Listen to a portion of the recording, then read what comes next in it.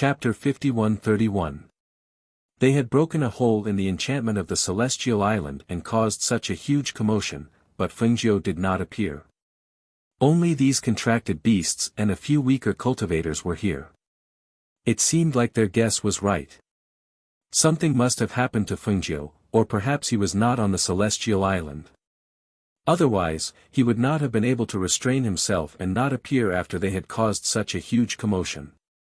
Just as they were deep in thought, they saw the fire phoenix charging towards them.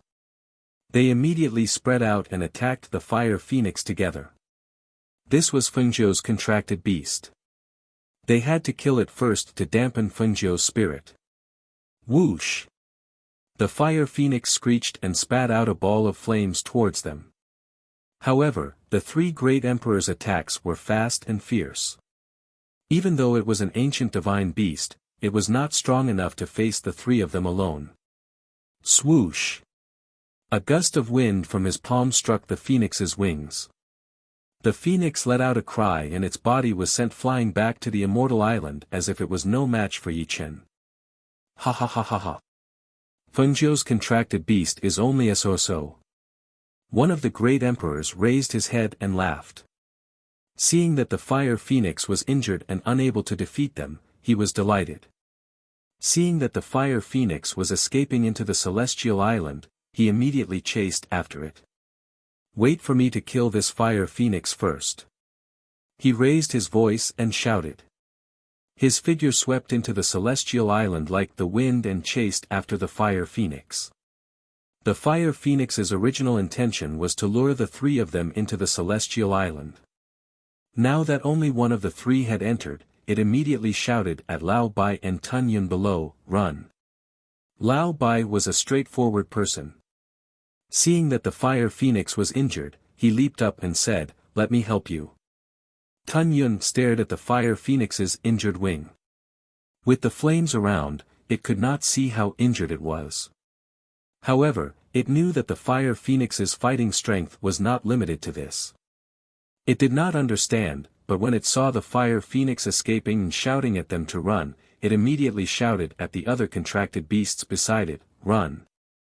Seeing this scene, the two great emperors outside looked at each other and said, "Let's go in and take a look." Thus, the two of them entered the celestial island and chased after their contracted beasts. However, just as they came in and chased after their contract beasts, Fengjiu, who was in the dark, gathered spiritual power in her hands and formed a complicated seal in her hands. Then, she let out a clear shout. "Seal!" The moment Fengjiu spoke, the three great emperors who were chasing after the contracted beasts froze. They couldn't believe what they had just heard. They turned around abruptly. They saw that the small opening they'd opened up was closing at a speed visible to the naked eye.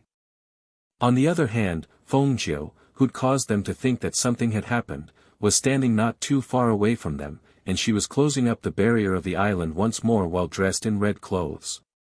She wanted to catch them like a turtle in a jar. Oh no! We've been tricked. Damn it! She wants to trap us here. The three great emperors cried out in alarm.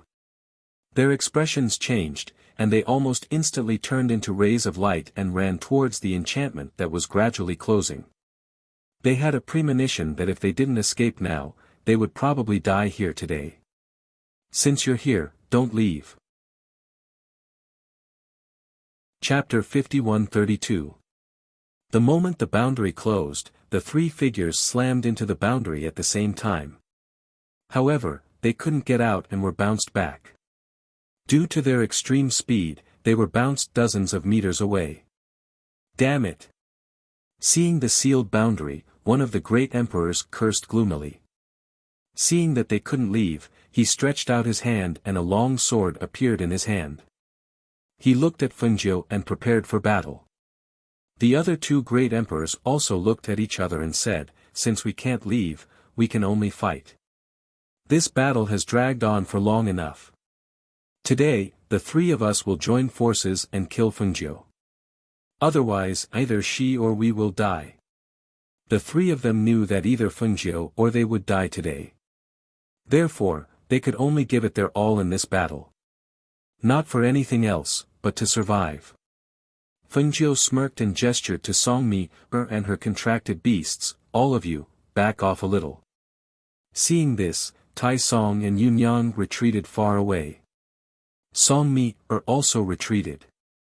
The contracted beasts looked at each other and retreated as well. At this moment, Du Fan and the others had also arrived nearby. Songmi and the others couldn't help but look at them, sizing them up and feeling surprised. Du Fan glanced at the three of them. His master had mentioned them before. Knowing that they were on the same side, he nodded at them. Today is really a good day. Fengjiu said unhurriedly. As she spoke, the Qingfeng sword appeared in her hand. Looking at the three of them, her voice was cold and filled with killing intent. At least it saves me the trouble of finding all of you one by one. Fengjiu. Aren't you too arrogant? The three of us are all great emperors. Do you really think you can kill the three of us by yourself? The great emperor of Dongyao bellowed as he stared at her. His eyes were filled with malice. Dongyao the great emperor. Fengjiu glanced at him and sneered, I have something here that I want to show you. I believe you will find it familiar when you see it. Then, she called out, Leng Hua. Yes. Leng Hua walked out and raised his hand. An item flew out from his hand and spun. Hiss. The Chaos Umbrella. How can this be? This is impossible. Dongyao the great emperor's eyes narrowed as if he had seen something shocking. He stared in disbelief at the spinning umbrella in the man's hand. This umbrella was a treasure that he left behind for his descendants before he ascended. How did it end up in Fengjiu's hands? Whoosh!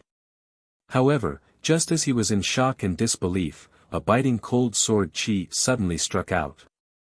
The chilling sword qi that came from the Qingfeng sword in Fengjiu's hand was as fast as lightning and as fierce as the cold wind. With a swoosh, it streaked across the air and attacked Dongyao great emperor. Be careful. A great emperor not far from Dongyao the great emperor shouted. As Fengjiu was too powerful, the three of them had to join forces to gain the upper hand. Therefore, before they killed Fengjiu, the three of them were in the same boat. If one of them died first, it would be extremely disadvantageous to the remaining two. Therefore, when he saw Fengjiu's sword rushing towards Dongyao the great emperor while he was distracted by the umbrella, he quickly moved forward. Ah! Hiss! Chapter 51-33. Due to the piercing pain and the aura of death brought about by the sharp sword, the great emperor of Dongyao came back to his senses. He felt his body being pulled away. Due to this, Fengjiu's sword did not hit a fatal spot even though it had hit him. Do you want to die? The great emperor who had saved him shouted in a gloomy voice, she deliberately distracted you so that she could attack you. If I hadn't pulled you away, you would have died under her sword. Blood seeped out from the wound on his shoulder, which was only a fist's distance away from Li Xian's chest. At this moment, the wound was seeping with a chilling sword aura like an icy sharp blade drilling into the wound. It was bone-piercing and unbearable. The warm blood soaked a large part of the front of his shirt. The smell of blood filled his nose, but it calmed him down instead. He quickly sealed the wound to stop the bleeding. When he looked up, his cold eyes were glaring at Leng Hua who was holding the treasured umbrella. His eyes were overflowing with killing intent. What a pity. Fengjiu sighed softly. There was a hint of pity in his voice. It was a pity that the sword missed and could not take his life. Fengjiu, today, I'll show you my strength. The great emperor of Dongyao gritted his teeth and said in a gloomy voice. The treasured umbrella was in Fengjiu's hands. Needless to say, the descendants of the family in the lower immortal realm must have been wiped out. His monstrous anger turned into a strong battle intent at this moment. He held the long sword in his hand and leaped into the air. The sword that contained a powerful sword aura viciously slashed down at Fengjiu from the sky. Die! The powerful sword aura formed a terrifying airflow and pressure in the air. Even Songmi, and the others who were relatively far away could feel the oppressive and terrifying aura. The wind in the air seemed to have condensed on the sword. With a whoosh, it slashed down at Fengjiu with a thunderous and destructive aura. At the same time, the other two great emperors also moved. They rose into the air and stood in three different directions, forming a triangle that trapped Fengjiu in the middle. Their palms contained powerful wind and air currents, and at that moment, they also attacked Fengjiu, who was in the middle. They thought that even if she could dodge one of their attacks, one of the other two would definitely be able to kill her.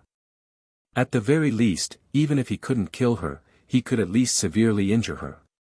However, just as the three of them were attacking Fengjiu from three different directions, Fengjiu moved with the Qingfeng sword in his hand.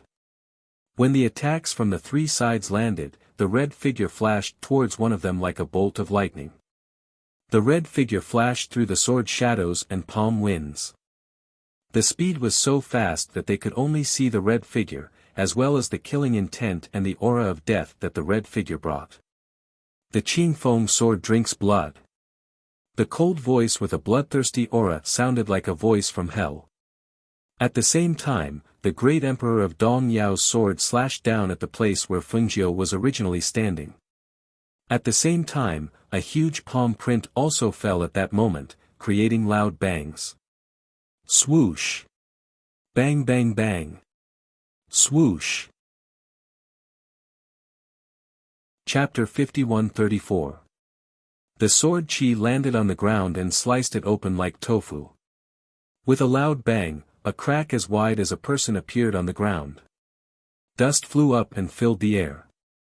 At the same time, an unwilling and horrified scream was heard. Ah! Amidst the dust, a great emperor who was standing in the air widened his eyes in shock and horror. His body stiffened as blood seeped out from his forehead. Not far behind him, Fengjiu was holding the green-tipped sword with the blade pointed downwards. She was in a slashing posture. At that moment, as she raised the sword in her hand, the body of the great emperor, who had been standing stiffly in mid-air, suddenly exploded. Bang! Surging sword Qi burst out from his body and sliced him into pieces.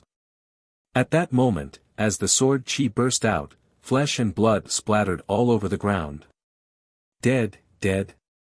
The great emperor of Dong Yao and the other great emperor widened their eyes in disbelief. A great emperor was killed with a single slash.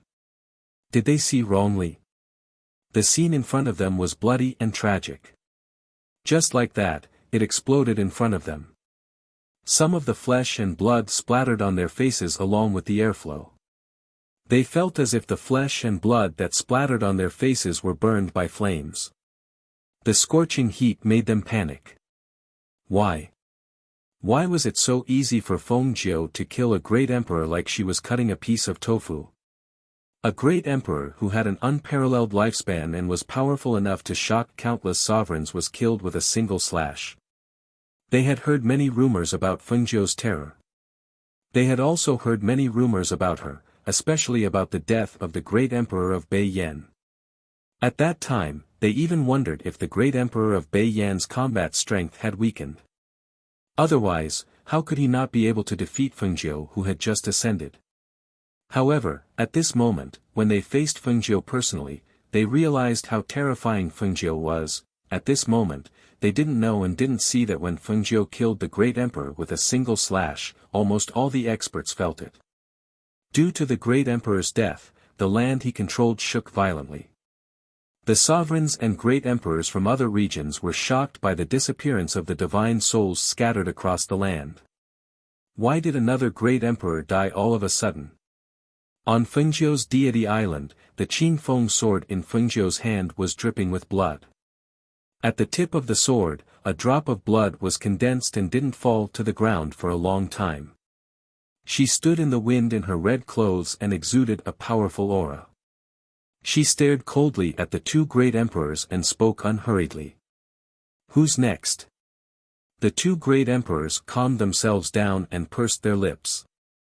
They stared at her with a serious expression. The two of them suppressed their fluctuating emotions and didn't dare to be careless. At this moment, they used 100% of their combat strength to deal with Fengjiu. The next one to die will definitely be you, Fengjiu. A sinister voice filled with murderous intent sounded.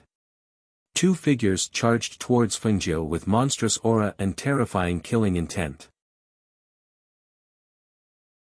Chapter 51-35. As he muttered to himself, the sky in the distance suddenly darkened, as if something was shaking. He sat on the mountain peak and looked at the shaking sky in the distance. His heart skipped a beat. It seemed that more than one great emperor had died today. He wondered how many would die by the end of this battle. On the Shao family's island, Roaring Sky Grand Emperor felt the turbulence and the fall of a Grand Emperor. He couldn't help but come out of seclusion in advance. He stood at the top of a mountain and looked into the distance. They were all great emperors from the upper immortal world. Even though the battle between the great emperors was taking place in different regions, they could still sense it with their powerful divine souls. The death of a great emperor was no small matter. It was also extremely rare.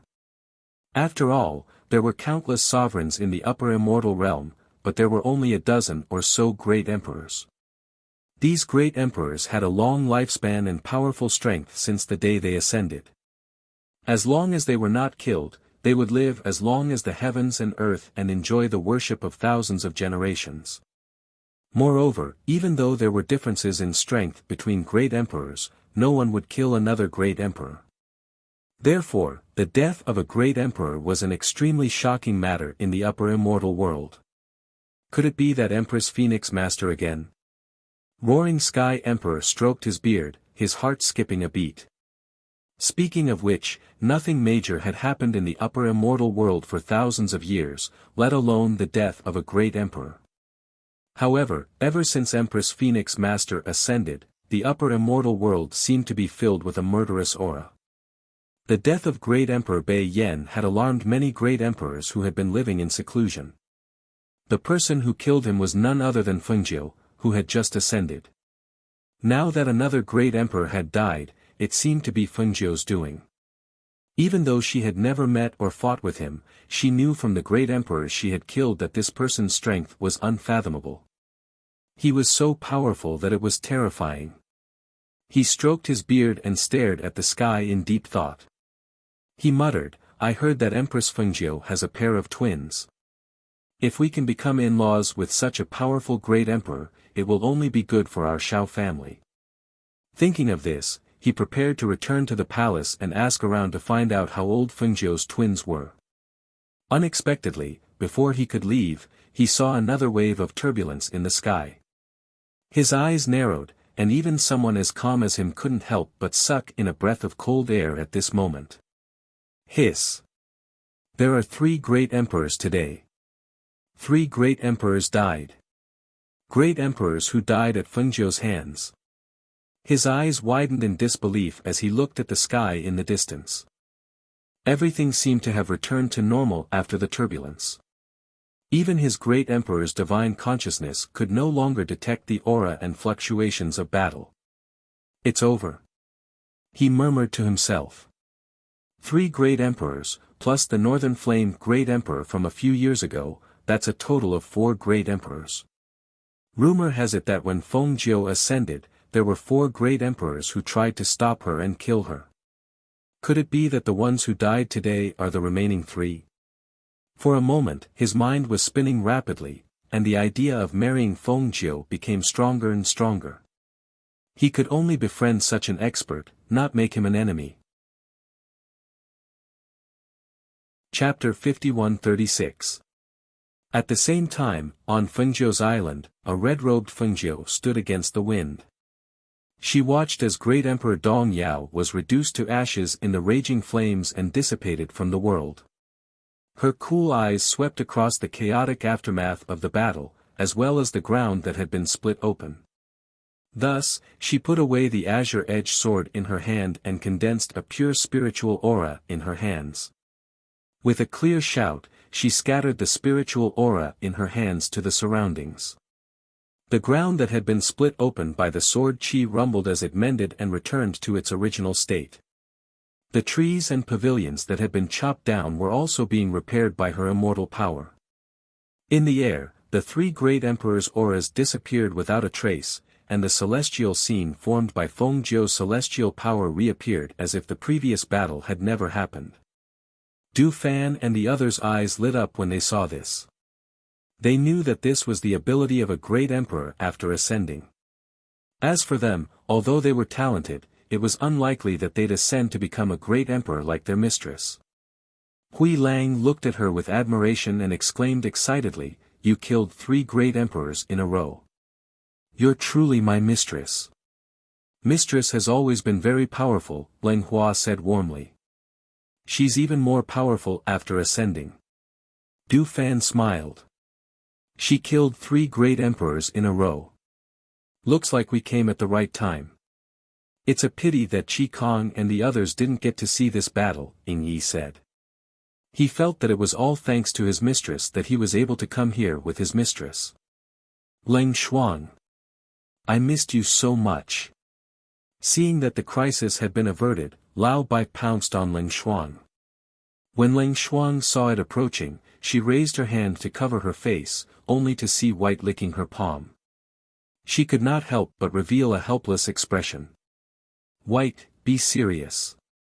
"I've always been very serious. You can ask them if you don't believe me."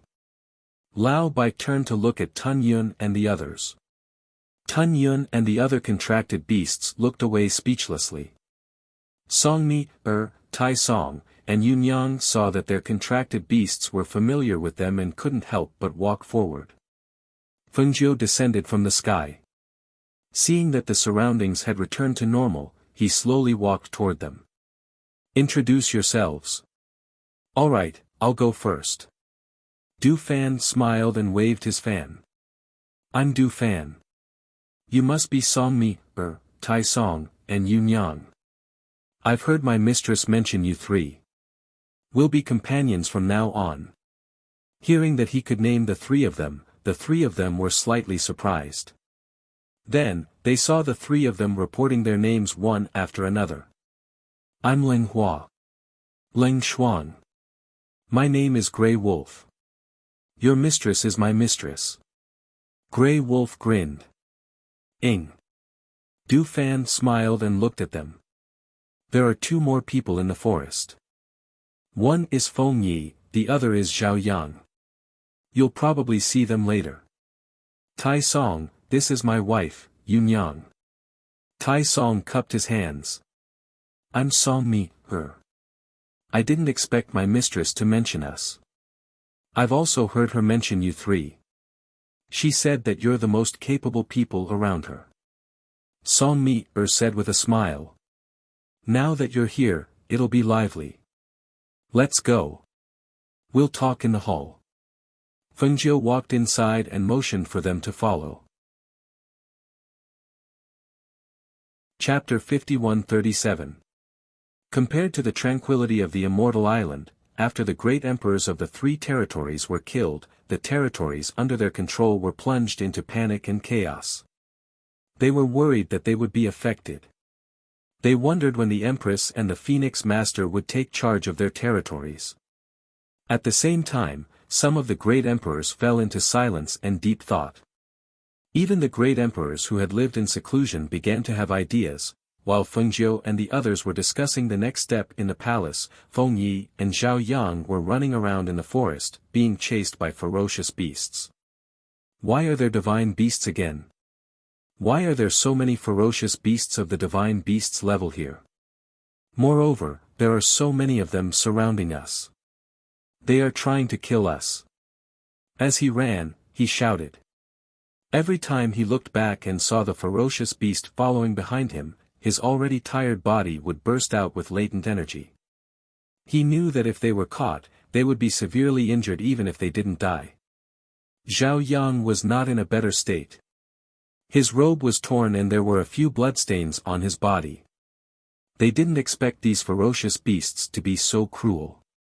Moreover, it was a group of divine beasts that chased after them. With their strength, they naturally couldn't deal with a group of ferocious beasts. At this moment, they finally understood why the young mistress had thrown them into the forest to train. In the palace, Fengjiu was making arrangements for Du Fan and the others. Today, we killed 3 great emperors.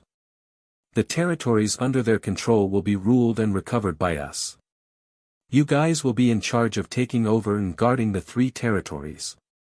Fengjiu looked at them and said, Hui Lang and Ning Yi will go to the territory of the sovereign of East Glory. Du Fan and Leng Hua will take over the remaining 2 territories. You guys are new here and not familiar with the situation. I will call some sovereigns over for you to dispatch. When they heard this, they looked at each other and stood up in unison.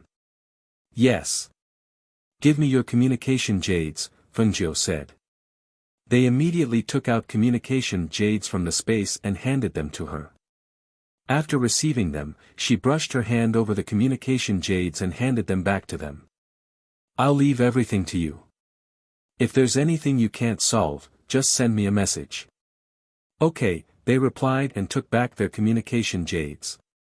Take these 3 great emperor's seals. Fengjiu handed the great emperor's seal that he had obtained from Dong Yao great emperor and the others to the 3 of them. As the 3 great emperors were already dead, the name on the great emperor's seal was the name of Fengjiu's Empress Phoenix Master. When Tai Song, Yun Yang, and Song Mi saw this scene, they did not say anything. However, they were slightly surprised in their hearts. They did not expect their master to hand over such an important task to them. Moreover, he even called over the sovereigns to listen to their orders. They did not need to inform their master of their decisions. With such trust and authority, they could see that their master held a much higher position in their master's heart. Originally, they thought that since they were all the people around their master, it should be the same. However, at this moment, the 3 of them clearly realized that even if they were all the people around their master, their ranks should be higher than theirs. Don't worry, master. We know what to do, Du Fan and Leng Hua replied. Chapter 51-38. The next morning, the 12 sovereigns came to the Deity Island under Fengjiu's orders. In the main hall, the Phoenix Master sat on the main seat with Leng Shuang standing beside her. Du Fan, Leng Hua, and Hui Lang Yi were all seated. After the 12 sovereigns entered, they glanced at the people in the main hall and went forward to kneel before Fengjiu. Greetings, Phoenix Master. The 12 of them said in unison. The news of Fengjiu killing 3 great emperors in one day had spread and they all knew about it. They respected her from the bottom of their hearts. Rise. Fengjiu said slowly. After taking a sip of tea, she looked at the 12 of them and said unhurriedly, I believe all of you have received the news of the deaths of the 3 great emperors of Dong Yao. Yes, we received the news yesterday. The news has already spread outside. One of them said. I called all of you here today because of this. She used the teacup to scrape the tea and took another sip. Then, she put down the teacup in her hand and looked at them. Please give us your orders, Phoenix Master. We will follow your orders, the 12 of them said hurriedly. They guessed in their hearts. Could it be that she wanted them to take charge of the 3 territories? Thinking of this, they couldn't help but feel excited. Now that the great emperors of the 3 territories have fallen, there will be chaos. Some people will take advantage of the chaos and cause trouble. Today, I called all of you here to instruct you. The 12 of you will form groups of 4 and follow the others. Assist them and follow their orders. As she spoke, Fengjiu looked at Du Fan and the others who were seated below. At this moment, Du Fan smiled and fanned his chest gently with the fan in his hand. He looked at them and said, My name is Du Fan. You can call me young Master Du. As he spoke, he walked in front of the 12 of them and asked, Which 4 of you want to follow me? Hearing these words, the 12 people couldn't help but be stunned. They looked at the people in front of them with some astonishment. In their opinion, the strength of these people couldn't be considered strong. In fact, some of them were even weaker than them. But to make them listen to their orders? Did they hear wrongly? No one volunteered. Du Fan smiled, as if he was not surprised. He glanced at them and said to Fengjiu, "Master, since they have no one to choose, then I will decide. I want the first 4. Fengjiu looked at him with a smile and nodded lightly. Yes. Those who were too weak were not allowed to take over those territories. The 12 sovereigns who were considered to be above average among the sovereigns were naturally subservient to the strong. Although she had given the order, Du Fan and the others would probably have to put in a lot of effort to mobilize them. However, the people she had groomed were still capable of this. Hence, she was not worried that they would not be able to subdue these sovereigns. In response, the 4 of them responded expressionlessly. They glanced at Du Fan and stood to the side. "I am Leng Hua." Leng Hua walked forward and said to the 4 of them, "The 4 of you will be under me." Hui Lang and Ing Yi looked at each other. Hui Lang grinned and said, "Then the remaining 4 belong to us." "That's good. We have no choice." As he spoke, he said to them, "I am Hui Lang. This is Ing Yi. You don't have to call us young master or master. You can call us left and right protectors." Chapter 51-39. Let's go. I'll send you on your way. Fengjiu gestured for them to leave immediately. Yes. Everyone cupped their hands in acknowledgement and walked out. Fengjiu followed them outside. With a wave of his hand, a whirlpool appeared and sent them to their respective destinations. Only then did he remove the whirlpool. With her abilities as a fairy realm powerhouse, she could travel to any place in the upper fairy realm in the shortest amount of time possible. If it were a sovereign realm powerhouse, even if they used a teleportation formation and their flying speed, it would still take them a lot of time. "Master, what do I need to do?" Leng Shuang stood beside her and asked. Fengjiu smiled and looked at her. "You just need to stay by my side. I haven't dealt with any affairs for a few years. I need to see if anything has happened in these few years. As for the next step, we'll just have to wait for Mose to ascend." Now that the 3 potential threats had been eliminated, she only needed to keep an eye on Mose's ascension and prevent anyone from plotting against him. As for the 3 territories, Du Fan and the others would take care of them. This saved her a lot of trouble. "Go and tell me, to make some food and send it to the study."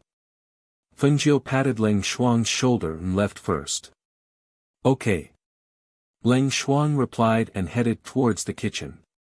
As for Tai Song and Yunyang, Tai Song's specialty was being a weapon refiner. Therefore, he could not get involved in these matters. He could only focus on forging weapons at the back of the mountain. He knew that the reason why his master had saved them and brought them here was so that he could refine good weapons. And this was his only strong point. 3 days later. On a floating fairy island, Leng Hua was handling affairs in the palace. This used to be the fairy island of one of the great emperors.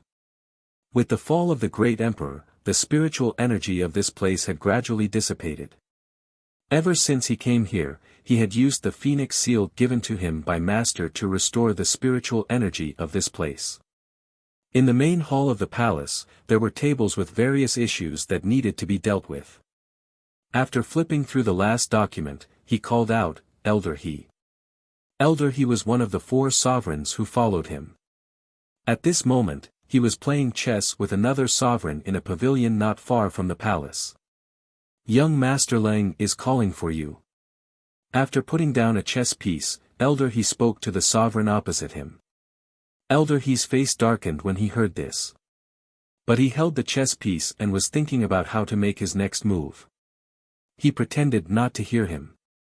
Leng Hua slowly walked out of the palace. When he saw the 2 of them playing chess, his eyes flashed and he asked warmly, "Old He, have you done what I asked you to do? Isn't it just passing orders to the sovereigns in the territory?" I'll go after I finish this game, he said without raising his head. He held the chess piece in his hand and stared at the chessboard.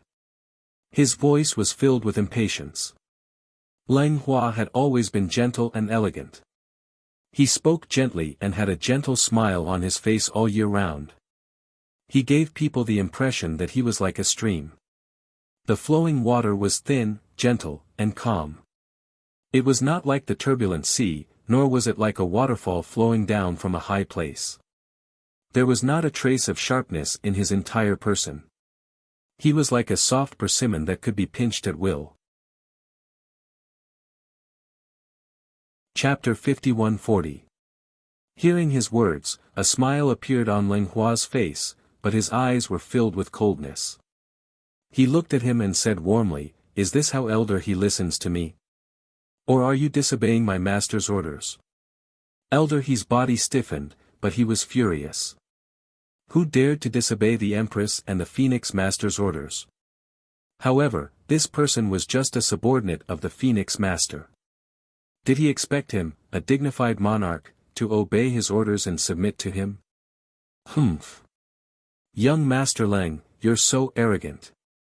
You're using the Phoenix Master to suppress me. As he spoke, he placed the chess piece in his hand heavily on the chessboard. The ice jade-like chess piece collided with the chessboard, producing a crisp sound. At the same time, his monarch aura also attacked Lang Hua, intending to intimidate him. Bang! At the moment when his pressure came, Lang Hua held the primordial umbrella in one hand and stabbed the tip of the umbrella into the ground. A powerful aura shot out from the umbrella in his hand. It was as sharp as a blade and could suck one's soul. Hiss!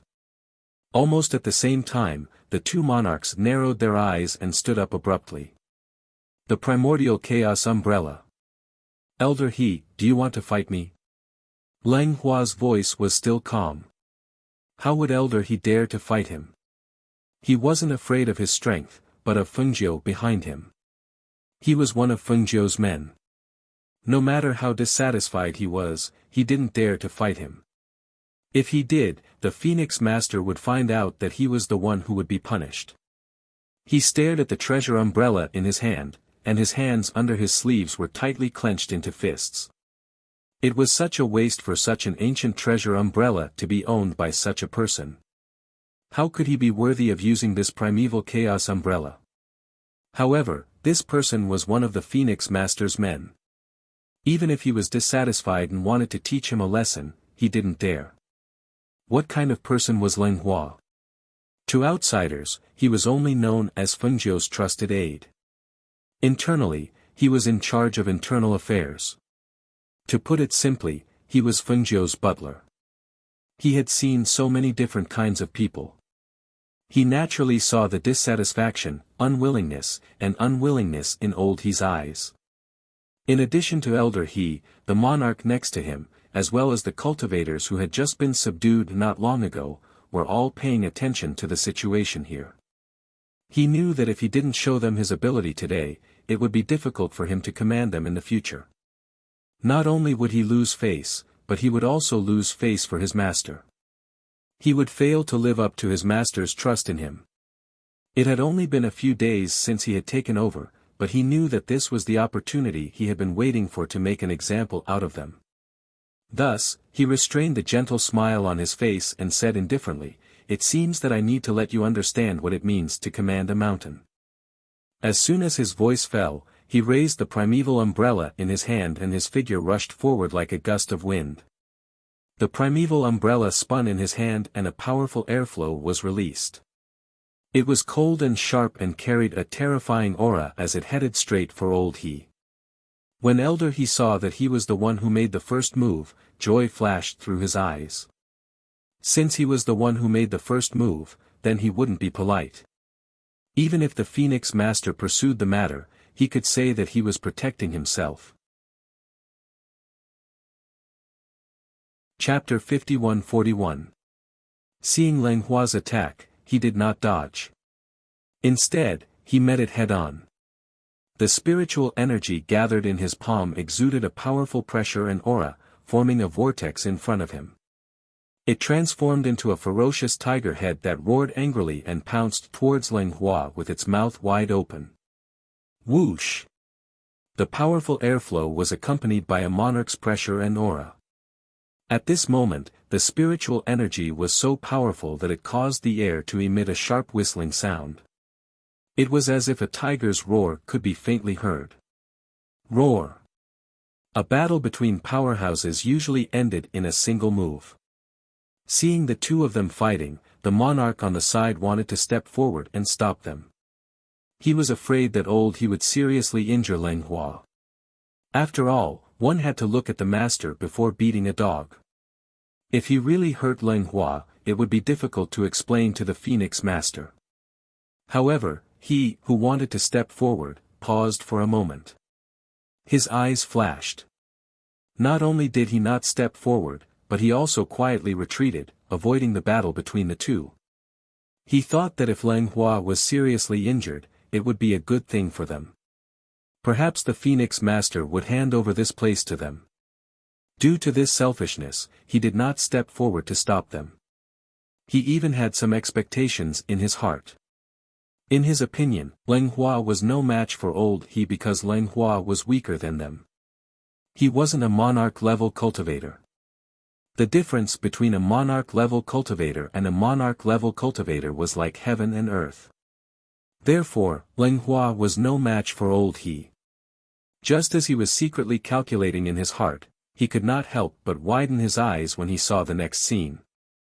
When the spiritual energy on Leng Hua's body surged, a Tai Chi yin-yang diagram formed around him. Compared to he's powerful and turbulent aura, his aura was extremely gentle. The tip of Leng Hua's Chaos Essence umbrella pointed directly at the tiger head pouncing towards him. As the two auras collided, an unexpected scene happened. Bang!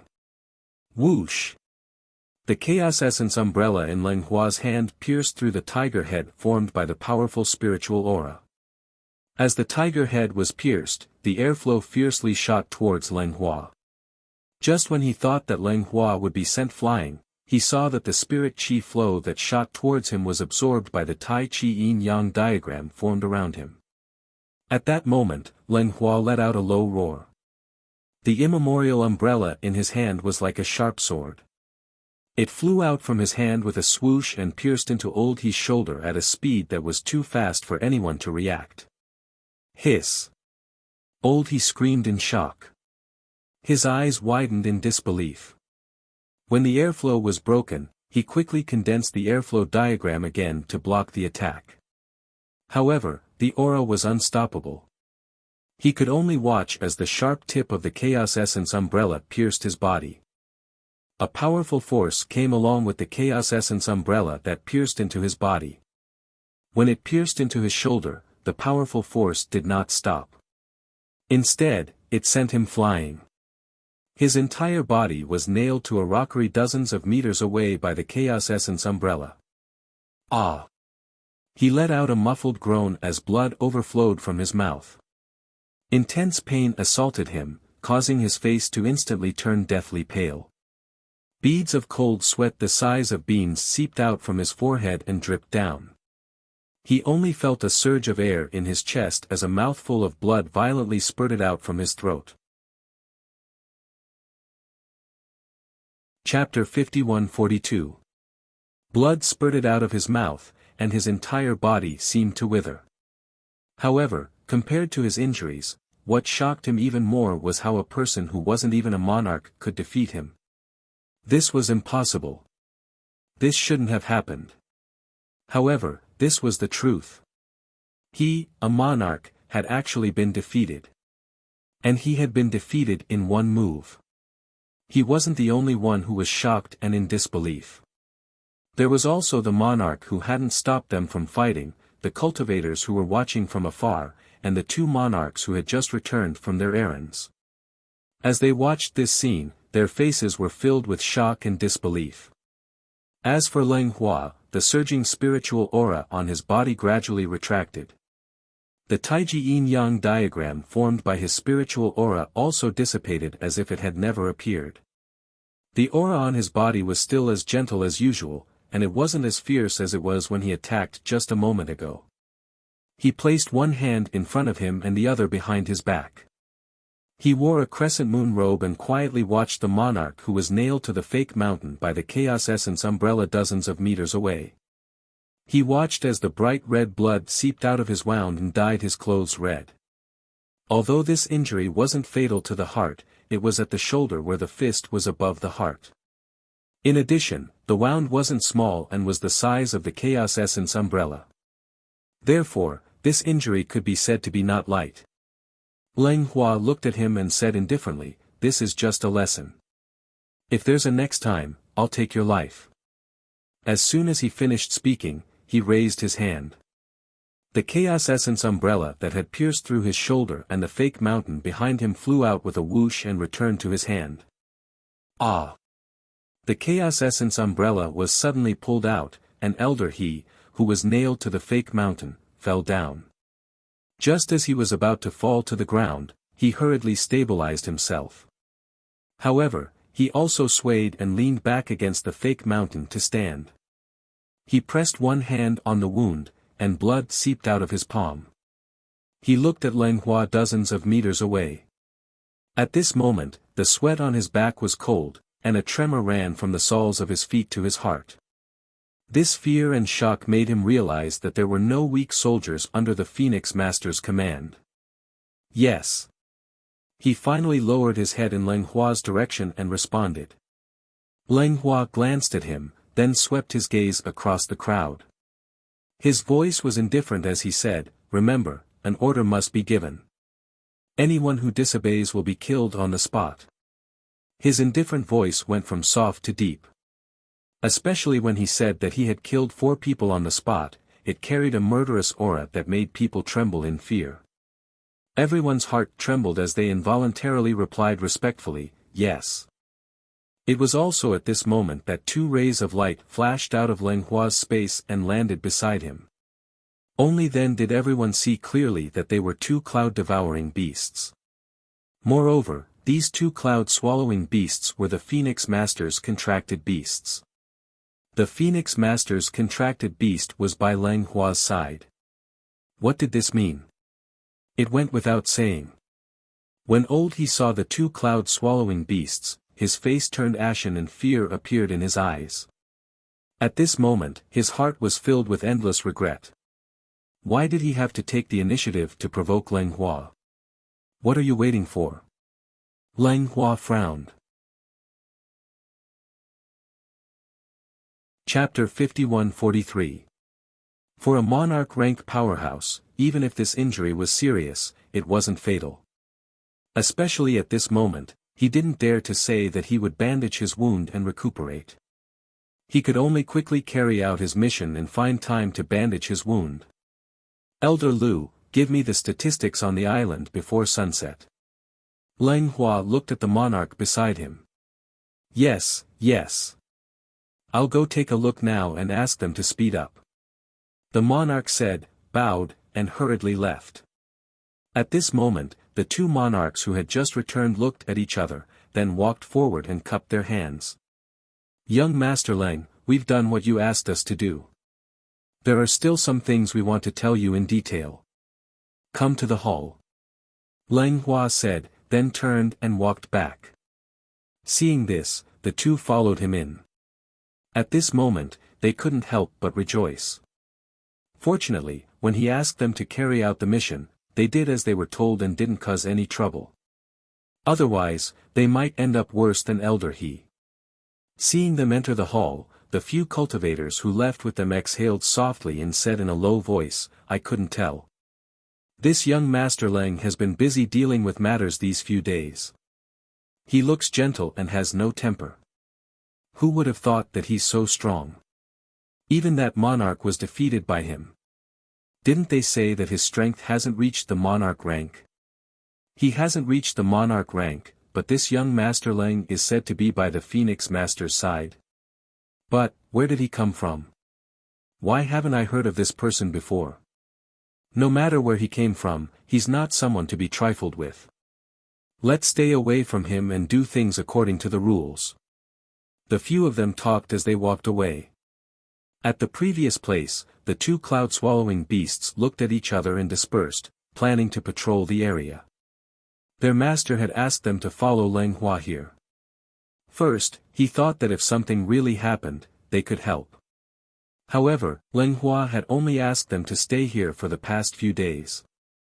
If they didn't come out today, no one would know that they were here. When they returned, they would definitely tell their master that Leng Hua had become very powerful in the past few years, and his way of doing things was very similar to their master's. On the other side, Leng Hua gradually took over the affairs of the company, and he gradually grasped the various aspects. On the other side, Hui Lang and Ing Yi also encountered the same problem. However, other than the two of them, Feng Jiu had arranged for Fire Phoenix to follow them. In addition, Hui Lang was more direct and his temper wasn't as good as Leng Hua's. It had only been a few days, but the four of them didn't seem to be obedient, so he directly threatened them. In the main hall, Hui Lang threw a thick stack of documents on the long table. He glared at the four people sitting in the hall and said, "Is this how you do things? If you don't want to listen to my orders, then scram. But let me tell you. Once we've dealt with the matters here, the four of you can wait to get even with us." Hearing this, the four of them, who were holding their teacups, paused and looked up at Hui Lang. "What do you mean? What do you mean?" "Humph." Chapter 51-44. The four of them shuddered and narrowed their eyes. Their hearts were in their throats because of his words. They were sent here by the Phoenix Master. If they didn't handle this matter well, they wouldn't be able to get anything out of it. In fact, they might even implicate their families. Thinking of this, they finally realized the seriousness of the matter. Immediately, one of the sovereigns cupped his hands and said, "This old man is at your disposal. I will do my best to help you deal with the matters here. I only hope that you can put in a good word for me in front of the Phoenix Master. This old man will be very grateful." The three sovereigns beside him hurriedly cupped their hands and said, "We were muddle-headed earlier. Please calm down, Left Guardian. From today onwards, we will obey your orders. We won't dare to disobey." Grey Wolf's expression eased up when he saw this. He glanced at them and said, "As long as you help us deal with the matters here with all your heart, we'll naturally put in a good word for you in front of the madam. You won't miss out on your contributions." "Thank you, Left Guardian." The four of them hurriedly said, their hearts filled with gratitude. "You may leave. Deal with the matters that I've assigned to you first. If there are any problems, come back and report to me." Hui Lang waved them away. "Yes, sir." They replied and retreated. After they left, Hui Lang looked at Ing Yi and raised his chin proudly. "How was it? I told you that we shouldn't give them too much face, right? To deal with them, we have to be fiercer and more ruthless than them. Otherwise, they won't know how powerful we are." Ing Yi glanced at him and said, "These people are all sovereigns. It's normal for them to be dissatisfied. We have the Fire Phoenix here. I wonder how Du Fan and Leng Hua are doing.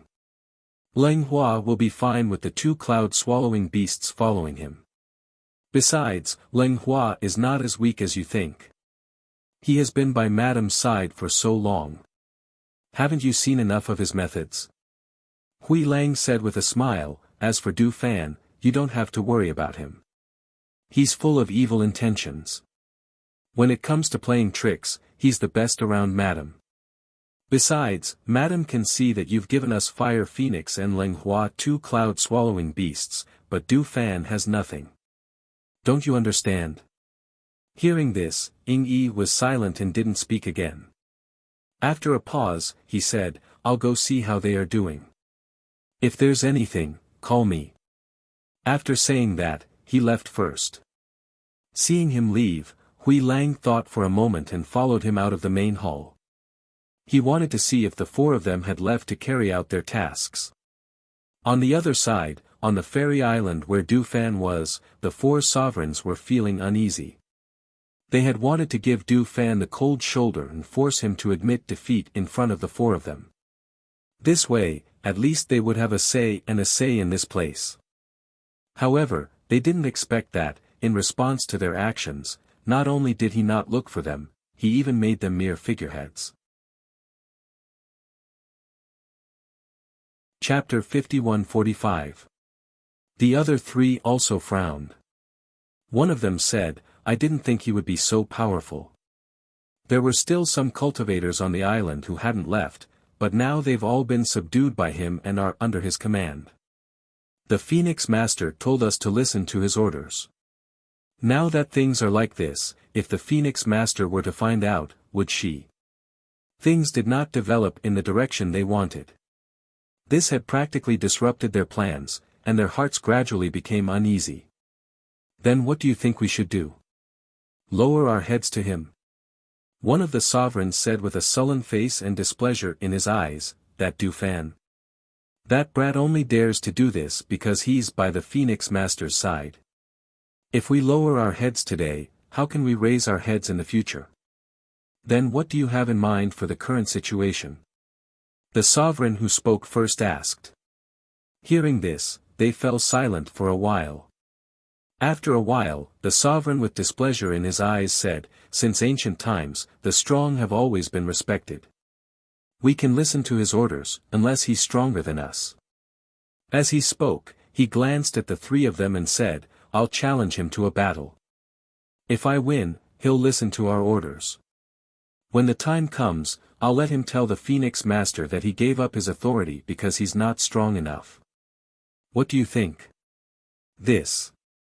He's not stupid. He knows he can't beat you, so how can he accept your challenge?" Another sovereign said and shook his head.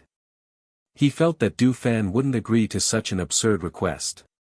"How would I know if I don't try? If I lose, I'll lower my head to him. What's wrong with that?" The sovereign said and stood up. He brushed his robe and walked towards the main hall. In the main hall, Du Fan had a long table placed in the middle of the hall because he had to deal with some matters.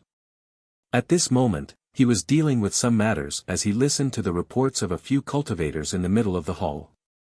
"Young master, this is the list of items on the island. Now, everything has been returned to its place and people have been sent to guard it. Young master, you can go and check it at any time." As he spoke, one of them walked forward and placed the list in front of Du Fan. "Sir, after releasing the news, we've received many sovereigns today. These are the invitations they sent in. They're already waiting outside the island, waiting for Sir to summon them." Another person said and handed over the list of invitations. "Sir, this is the information you asked us to collect."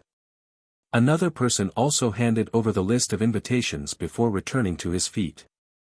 Du Fan flipped through the invitation cards. There were about a dozen of them, and on them were the names of their families and origins. Therefore, after a cursory glance, he looked up some information about these visiting sovereigns. "Yes." The cultivator respectfully replied before retreating, calm however. Before the sovereigns could arrive, the four sovereigns who had been idling on the island arrived first. The four of them entered. One of them walked in front. When he saw Du Fan in the middle of the hall, he coughed loudly. Chapter 51-46. "Sir, we were unable to stop the four sovereigns." Two cultivators who were guarding outside the hall lowered their heads and knelt down on one knee in the hall. "Go and receive your punishment. 30 whips each." Du Fan said in a low voice. "Yes." The two of them did not dare to beg for mercy. After hearing the 30 whips, they quickly retreated. This Sir had not taken over this place for long, but his methods and abilities had made everyone on the island revere him. He had always been a man of his word and dealt with matters with lightning speed. He was even more strict in enforcing the law. Because of this, in just a few days, no one on the island dared to be disloyal. Seeing this, the eyes of the four sovereigns flashed. No one knew what they were thinking. "What's the matter?" Du Fan's voice softened. He put down the documents in his hands and leaned back. He picked up his teacup and took a sip of tea. As for the 4 sovereigns, they were not the only ones who did not understand why Du Fan ignored them and did not cause them any trouble. Even the 2 cultivators who were guarding Du Fan were puzzled. From the way he handled things and his ability, he should not be afraid of these 4 people. However, from the first day when he sent someone to summon them over, not a single one of them showed up. Since then, he had treated the 4 sovereigns as if they were invisible air. No one knew what kind of medicine he was selling in his gourd. Sir Du, although we were summoned by the Phoenix Master to await your orders, from our point of view, with Sir Du's age and experience, you are not qualified to lead us 4 sovereigns. So. Before he could finish, he was interrupted by Du Fan. I'm really sorry. You came at the wrong time. I still have guests to meet today. I don't have time to listen to you. As Du Fan spoke, he looked at the 4 of them and smiled. If there's nothing else, you can go back first. Hearing this, the 4 of them were stunned. They did not expect him to say such a thing. They had already come all the way here and had even spoken their minds. Could it be that he wouldn't fly into a rage out of humiliation? Or would he fly into a rage and slam the table? Why would he ask them to go back with a smile and a gentle voice? For a moment, looking at the smile on his face, their hearts couldn't help but sink. They had a faint premonition, as well as an inexplicable panic. Du Gongzi, we. Just as Zhang Xian was about to speak, he suddenly heard a voice behind him. Turning around, he saw a dozen or so sovereigns walking over. The 4 of you can go back first. As you can see, I have a guest to see. Du Fan smiled and put down the teacup, fanning himself with the fan in his hand. Send the 4 of you back, Du Fan said leisurely to the 2 cultivators beside him. Yes. The 2 cultivators respectfully replied. They stepped forward and gestured to the 4 people, please. When they saw this, the 4 of them looked at each other, pursed their lips, and turned around to leave. As the saying goes, don't slap a smiling face. This Du Fan had always been gentle and kind to them. Even if they wanted to use the mobile fury, there was nothing they could do. Moreover, there were more than a dozen sovereigns present. They could not afford to cause trouble in front of these sovereigns. Hence, they could only return to discuss this matter. Chapter 51-47. At this moment, the cultivator who led the crowd in said, Everyone, please wait for a moment. I will go in and report. Then, he went into the main hall to report. Master, the sovereigns have arrived. They are waiting outside the main hall. The cultivator cupped his hands and bowed. Let them in. Du Fan said as he covered up some documents on the long table. Yes. The cultivator replied and went out to invite the sovereigns in. Then, he retreated and waited outside the main hall. More than 10 sovereigns came in and saw a man holding a fan sitting in the middle of the hall. They looked at him secretly and then looked away. They cupped their hands and said, Greetings, Master Du, everyone, please take a seat. Du Fan gestured for them to sit down. Looking at them, he casually fanned himself with the fan in his hand as he said unhurriedly, I'm sure all of you have heard of my master's great name. When the sovereigns heard this, they said, the Empress Phoenix Master's name is well known. Although we have never seen the Empress Phoenix's face, we have always admired her. Hearing this, Du Fan laughed and said, Everyone is smart. I have always liked to deal with smart people. He smiled and stood up. He closed the fan in his hand and patted it gently as he walked into the main hall. You may not be familiar with me, so allow me to introduce myself. He walked leisurely in the main hall and said, My name is Du Fan. The Empress Phoenix Master you are talking about is my master. This time, she sent me here to take over this territory and handle the affairs here. It can be said that in the future, I will be the one to decide and handle all the major matters in this territory. As he spoke, he paused and turned to look at the sovereigns. He smiled and said, "It's only been a short time, so you probably don't know much about me. But that's fine. As time passes, I believe you will all know what kind of person I am." Hearing his words, the dozen or so people present were slightly moved. In fact, before they came here, they had heard that this Du Fan had completely taken over this place in just a few days. His methods and abilities could be said to be top-notch. They had even heard that the Empress and the Phoenix Master had summoned 4 sovereigns for him to command. These 4 sovereigns should be the 4 that they had met when they entered. However, they had also heard that these 4 sovereigns seemed to be unconvinced by Du Fan. After arriving here, they had practically ignored Du Fan's existence and did nothing. As for Du Fan, he seemed to treat the 4 of them as if they were invisible and left them hanging. This made them feel puzzled in their hearts. Since those 4 people didn't put him in their eyes, why would he let them stay on this immortal island? Instead of doing anything to them? Suppressing their thoughts, they looked at the smiling Du Fan in front of them, who seemed to be easy to get along with. They faintly felt a sense of dread. How could a person who could be placed in such an important position by the Empress Fengjiu be useless? They were afraid that this person in front of them was also a ruthless person. Chapter 51-48. When the others saw this, they immediately stood up and saluted, "We will follow young Master Du's orders." Good. Du Fan revealed a satisfied expression and gestured, "Everyone, please take a seat. It just so happens that I have something to tell all of you." Thus, in the main hall, more than 10 sovereigns listened attentively to Du Fan's instructions. After they understood the situation, they did not stay for long and left first. After they left, the 2 sovereigns beside Du Fan looked at each other and asked, "Young Master, do the 4 sovereigns want to?" He gestured with his hands, but when he saw Du Fan's indifferent gaze, his heart trembled and he could not help but lower his head and take a step back. "Do your job well. As for the others, I have my own plans." Du Fan said indifferently. "Yes." The 2 sovereigns replied and did not dare to speak again. In the 3 months after Du Fan, Leng Hua, Hui Lang, and Ing Yi took over the 3 territories, everything returned to normal and stabilized. The speed was so fast that it shocked all the powerful cultivators.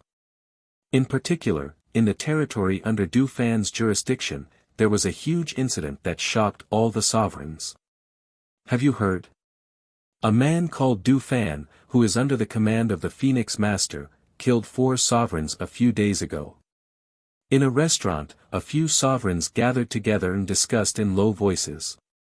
This news spread very quickly and everyone heard about it. It is said that this man called Du Fan is a trusted subordinate of the Phoenix Master. After the Phoenix Master killed the 3 sovereigns, she sent a few people to take over the matter. In a large territory, they only took 3 months to stabilize it. Their methods and abilities are extraordinary. Another person lowered his voice and looked around. He lowered his voice again and said, "I also know that the 4 sovereigns Du Fan killed were sent to him by the Phoenix Master. However, the 4 of them were arrogant because they were sovereigns and did not take Du Fan's orders seriously. At first, Du Fan did not do anything to them. However, once the territory was stabilized, he killed the 4 of them to establish his authority." When the person beside heard this, he could not help but be surprised. He said, "The Phoenix Master sent the 4 sovereigns for him to use. Why did he dare to kill them?" "That's because the Phoenix Master gave the order that Du Fan was in charge of everything in the territory. He did not even need to report the 4 sovereigns to the Phoenix Master." Another person said, "I heard that the people who took over the 3 great emperors are all top-notch people by the Phoenix Master's side. I just don't know where they came from. I've never heard of such people before." At the same time, Hui Lang, Ing Yi, and the 8 sovereigns on the enchanted island where Leng Hua was staying were also frightened after hearing the news. They did not expect the 4 sovereigns to die like this. Moreover, they were killed by Du Fan alone. At this moment, they could not help but feel lucky that they were not as foolish as the four sovereigns. Compared to the discussions everywhere, the main character of this incident, Du Fan, had already returned to the enchanted island in Fengjiu to report the events of the past 3 months. Master, this is what happened.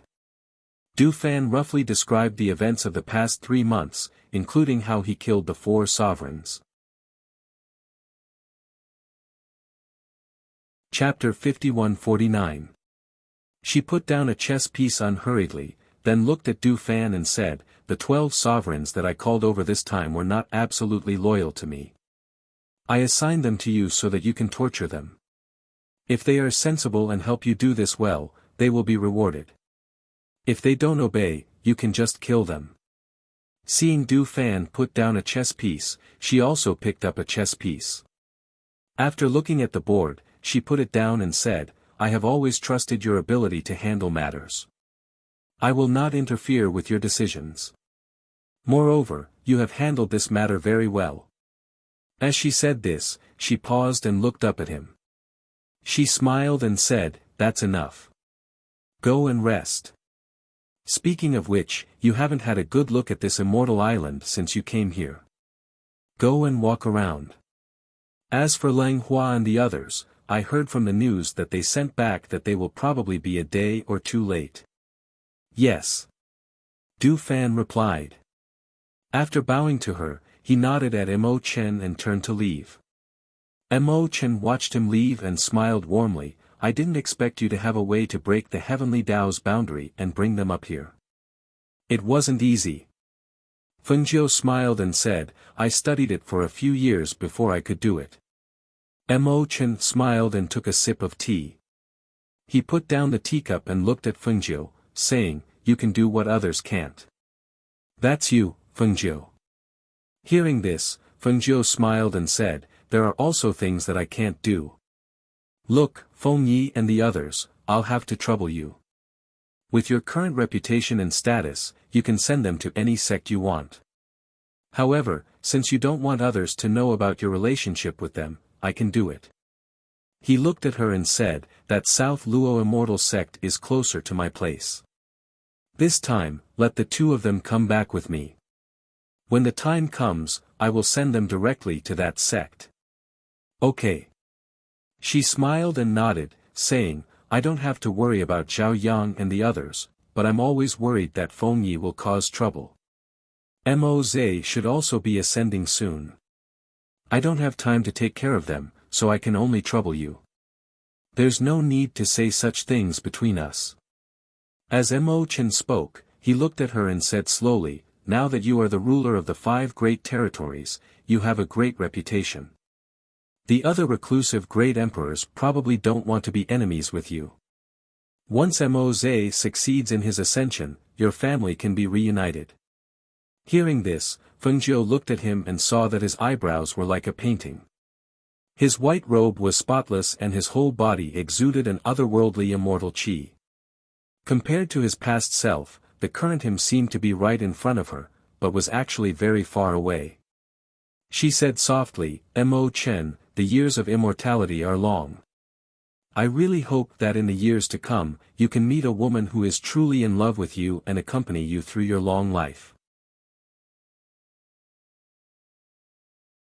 Chapter 51-50. Although he said so, he knew that he was destined to be alone for the rest of his life. Because in this world, except for Fengjiu, there was no one else who could move his heart. Hearing his words, Fengjiu couldn't help but reveal a gentle smile. She had happiness, and she also hoped that he could have the same happiness as her. She believed that such an outstanding and good person like him would definitely meet his own happiness in the future. 2 days later, Lang Hua, Hui Lang, and Ning Yi came back after arranging things there. In the hall, they reported to Fengjiu what had happened in the past 3 months. "Now everything is on track. Everything has stabilized. When I left, I also arranged for people to guard the enchanted island. It can be said that there are no major issues." Lang Hua said, looking at his master who was sitting on the main seat. "Madam, it's the same on our side. Everything has been settled. It doesn't matter if no one watches over there in the future. As long as we have time, we can go there and take a look occasionally. Hui Lang also said. This time, they brought back all their contracted beasts. As soon as they came back, the two cloud-swallowing beasts and the fire phoenix wandered around the enchanted island. Compared to the other two enchanted islands, they probably liked this one more. Well done. Now that you're back, have a good rest. I've already asked me, to make some delicious food for you. She comes from the family of the god of cookery and is very good at cooking. If you want to eat anything in the future, ask her to make it for you. Feng Jiu said with a smile. Okay. The three of them responded. They looked at each other and smiled. Ah Jiu. A voice came. Several people in the hall saw Feng Yi in a purple robe running in from outside, followed by Zhao Yang. Seeing him, Feng Jiu leaned back and looked at him leisurely, asking, "What's wrong?" Feng Yi glanced at Leng Hua and the other two. He ran forward and came to Feng Jiu. He reached out and hugged her arm, saying, "Okay, Ah Jiu, let us play for a while more. You saw that we were trapped in the forest as soon as we came here. We just came out and you want us to go to the enchanted gate again. After we enter the enchanted gate, we can't go out to play. Ah Jiu, let us wait for a while more. A year, how about a year? Let us go out and travel by ourselves. A year later, we will go to the enchanted gate, okay?" Feng Jiu was hugged by him with one hand, and her body was swayed by him like a spoiled child. She rolled her eyes speechlessly and said, "Feng Yi, watch your image. You're not a child anymore. Image can't be eaten. Besides, I'm still a child." He said faintly and looked at her with an aggrieved expression. Seeing the scene in front of them, Leng Hua and the other two looked at each other. They smiled and bowed first, saying, "Master, we'll leave first." "Okay." Feng Jiu responded. After watching them leave, she reached out and flicked Feng Yi away from her arm. She watched him fall into the hall. She stood up and said, "You see, you're so weak now. Do you think you have the ability to travel outside with your strength?" Chapter 51-51. Looking at Feng Yi who had his head lowered, she sighed softly and said, "It's not that I want to discourage you, but you are grandfather's son. Since you were young, everyone in the Feng family has cherished and protected you. But because of this, you have experienced many things since you were young. When you were young, you encountered a disaster and left home to cultivate in the mountains. You have not had an easy journey. I know this, but I hope that you can do better. You can become stronger, so strong that you will not encounter the dangers that you encountered when you were young." Hearing her words, Feng Yi lowered his head guiltily. He knew that he was being willful. He stood up and looked at Feng Jiu, saying, "Ah Jiu, I'm sorry. I know I was wrong. You are doing this for my own good, I know. I shouldn't have been so willful. I will listen to you and go to the immortal sect." Feng Jiu said, "It's fine as long as you know that I'm doing this for your own good. I specially asked Mo Chen to take the two of you to the South Net Immortal Sect. It's the #1 sect in the immortal dimension, and countless cultivators would fight to the death to enter it. Both of you have to cultivate properly once you arrive there. You have to know that it isn't just the two of you who have to cultivate in the sect, even Hao, Chen, and you, will be cultivating by their master's side." "I understand." Feng Yi nodded and said. "There is one more thing." She looked at Feng Yi and Zhao Yang and said, "After leaving this immortal island, you must not mention your relationship with me to anyone." "Yes, we understand." The two of them replied. "Okay, go back and prepare.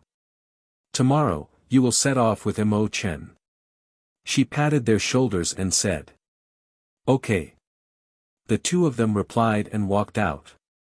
Leng Shuang walked out from the side and looked at the two people who were leaving. He said, only Master has a way. However, Master, do we need someone to protect them secretly when they go to the Gate of Immortality? Fengjiu shook his head helplessly and said, Feng Yi is at the age when he is rebellious. Fortunately, as long as we talk to him nicely, he will listen. As for the immortal sect, Mo Chen will send them in. Generally speaking, there is no need to worry. Furthermore, the rules of the South Luo immortal sect are very strict. Killing each other will not happen in the sect. By the way, where's Mo Chen? Fengjiu asked. He's admiring the scenery at the Rainbow Bridge, Leng Shuang said. Ask me, to cook a few dishes to go with the wine. Send them to the peach blossom tree later. Fengjiu instructed as he walked out. Seeing that she had left, Leng Shuang also walked towards the kitchen. After instructing me, he went to check on Leng Hua first. The next morning, Fengjiu sent Mo Chen, Feng Yi and Zhao Yang out of the Immortal Island. Looking at Feng Yi and Zhao Yang, Fengjiu reminded them again, keep the medicine that I gave you well in case you need it. When you reach the Gate of Immortality, focus on your cultivation. When I have time, I will visit you. Okay, we will cultivate well. The two of them replied. Don't worry. I will tell the immortal elder of the South Luo immortal sect to keep an eye on them. Mo Chen said gently, indicating that she did not need to worry. Okay, when Mo Zhe ascends, we will find time to visit you. We will have a good gathering. Fengjiu looked at him and said. I will wait for you. Mo Chen said with a smile. After saying goodbye, he left with the two of them. Chapter 51-52. To Xianyuan Mose, who was in the lower immortal world, 3 months of time was like the sand between his fingers, and it passed by in the blink of an eye. When he woke up, he could feel the power accumulating in his body, as if waiting for the right moment to break through the final barrier. He was preparing to ascend and return to the heavenly realm. He was the master of this realm, and now that he was about to ascend, he naturally wanted to do it here. He sat cross-legged at the peak of the mountain, and the aura around him surged. About 100 meters away from him, Qi Kong and the others were standing guard. Although the Yama Lord's ascension this time shouldn't be a big problem, they were still worried. They put down what they were doing and came here to guard the Yama Lord's final test. They believed that with the Yama Lord's strength, his ascension this time would be smooth. The wind and clouds in the sky surged, and a thundercloud appeared in the sky above Xianyuan Mose. It seemed to cover an area of over 100 kilometers and blocked out the light. Because of this, the light in sight dimmed. Rumble. The muffled sound of thunder rang out in the clouds, one after another, as if it was brewing a powerful force. Until the first bolt of lightning flashed, and the heavenly thunder struck down from the clouds with a rumble, striking Xianyuan Mose's body below. Crack! Rumble! There was a loud rumble, and the sky seemed to light up with the first bolt of lightning. However, after the heavenly thunder struck down, the sky darkened again. A powerful airflow surged on Xianyuan Mose's body, and the spiritual aura around him crazily surged into his body. The moment the heavenly thunder sounded, Fengjiu in the upper immortal realm waved his hand, and a floating mirror appeared in the void. The mirror showed the scene of Xianyuan Mose undergoing the heavenly thunder. Seeing him sitting there, her eyes flashed, and she became nervous. Even though she knew that he would successfully ascend, her heart would still be nervous before she saw him ascend. After all, he had failed to ascend back then. If it wasn't for Tian Jizi, there would be no Xianyuan Mose in this world. This time, I know you'll definitely succeed. Ah Zhe, I'll be waiting for you here. She softly muttered. At the same time, she released her divine sense to prevent anyone from taking advantage of the heavenly lightning to do anything to him. Behind her, Du Fan, Leng Hua, Hui Lang, and the others were also watching. Seeing that he was about to ascend again, they were excited. With the previous failure, they believed that he wouldn't take this risk if he wasn't confident. Therefore, this time, he would definitely ascend. On the other side, after hearing the heavenly thunder, the Qing Emperor's eyes flickered. He waved his hand, and a floating image appeared in front of him. When he saw Xianyuan Mo's undergoing the heavenly thunder, he said in a low voice with some surprise, "I didn't expect him to try to ascend again in such a short time. I wonder how it will turn out this time." He wanted to call his 3 disciples over to watch, but when he remembered that they were still in seclusion, he gave up on the idea. If Xianyuan Mo's successfully ascended this time, he would tell them the good news. Chapter 51-53. They weren't the only ones who heard the thunder. Even some of the hidden almighties had heard it. Is this the thunder for ascension again? Who's preparing to ascend this time? Take a look and you'll know. As they spoke, another elder who was sitting at the same stone table waved his hand and a mirror appeared in the void. It's him again. The other elder who was stroking his beard paused and looked at the person in the image in surprise. Oh. You know him? The other 2 looked at the elder. The 3 of them were all great emperors.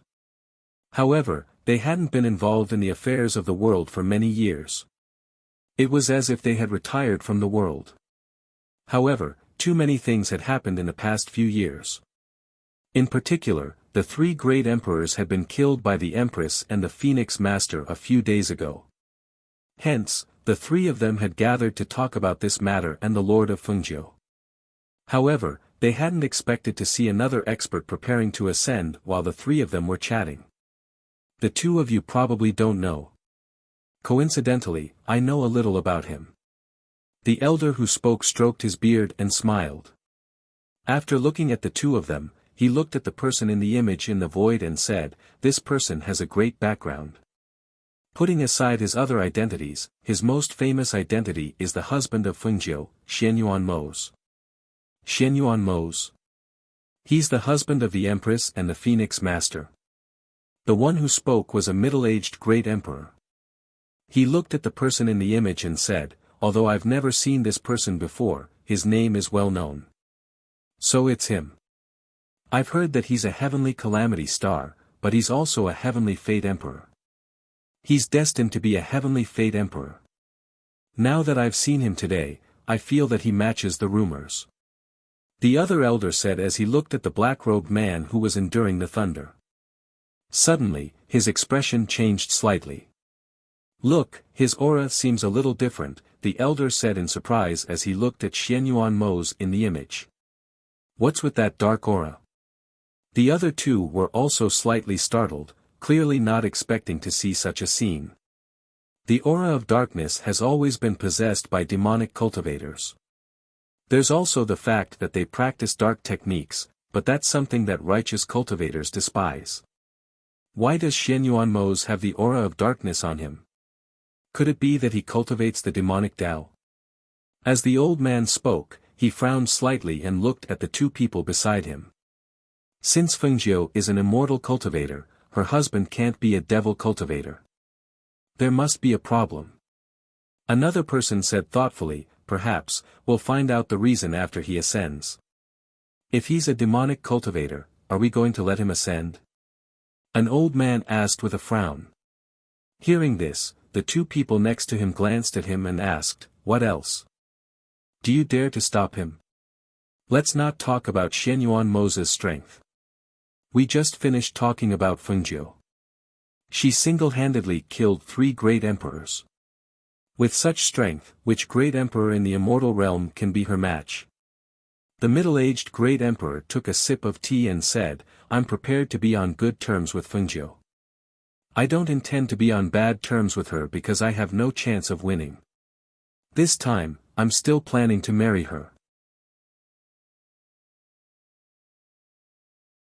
Chapter 51-54.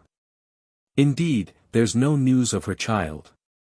After all, if someone from the lower immortal realm wants to come up, they have to ascend. The middle-aged man paused, looked at them, and said, "However, before that, I received a piece of news." "What news?" the 2 elders asked. Do you know the origins of the people who are now in charge of the 3 destroyed great emperor's territories? He looked at the 2 elders and asked. Hearing this, the 2 elders looked at each other and shook their heads. How would we know where the people around Fengzhou came from? They had not asked about this for many years. If it were not for the fact that 4 great emperors had died in the past few years, they would not have gathered here to discuss this matter. I heard that Fengzhou broke the boundary of the heavenly Tao. She can freely travel between the upper immortal realm and the lower immortal realm. The people who are now in charge of the 3 great emperors' territories were brought up by her from the lower immortal realm. They used to be her trusted subordinates. The middle-aged man said. Seeing their shocked expressions, he knew that they did not know about this matter. How is this possible?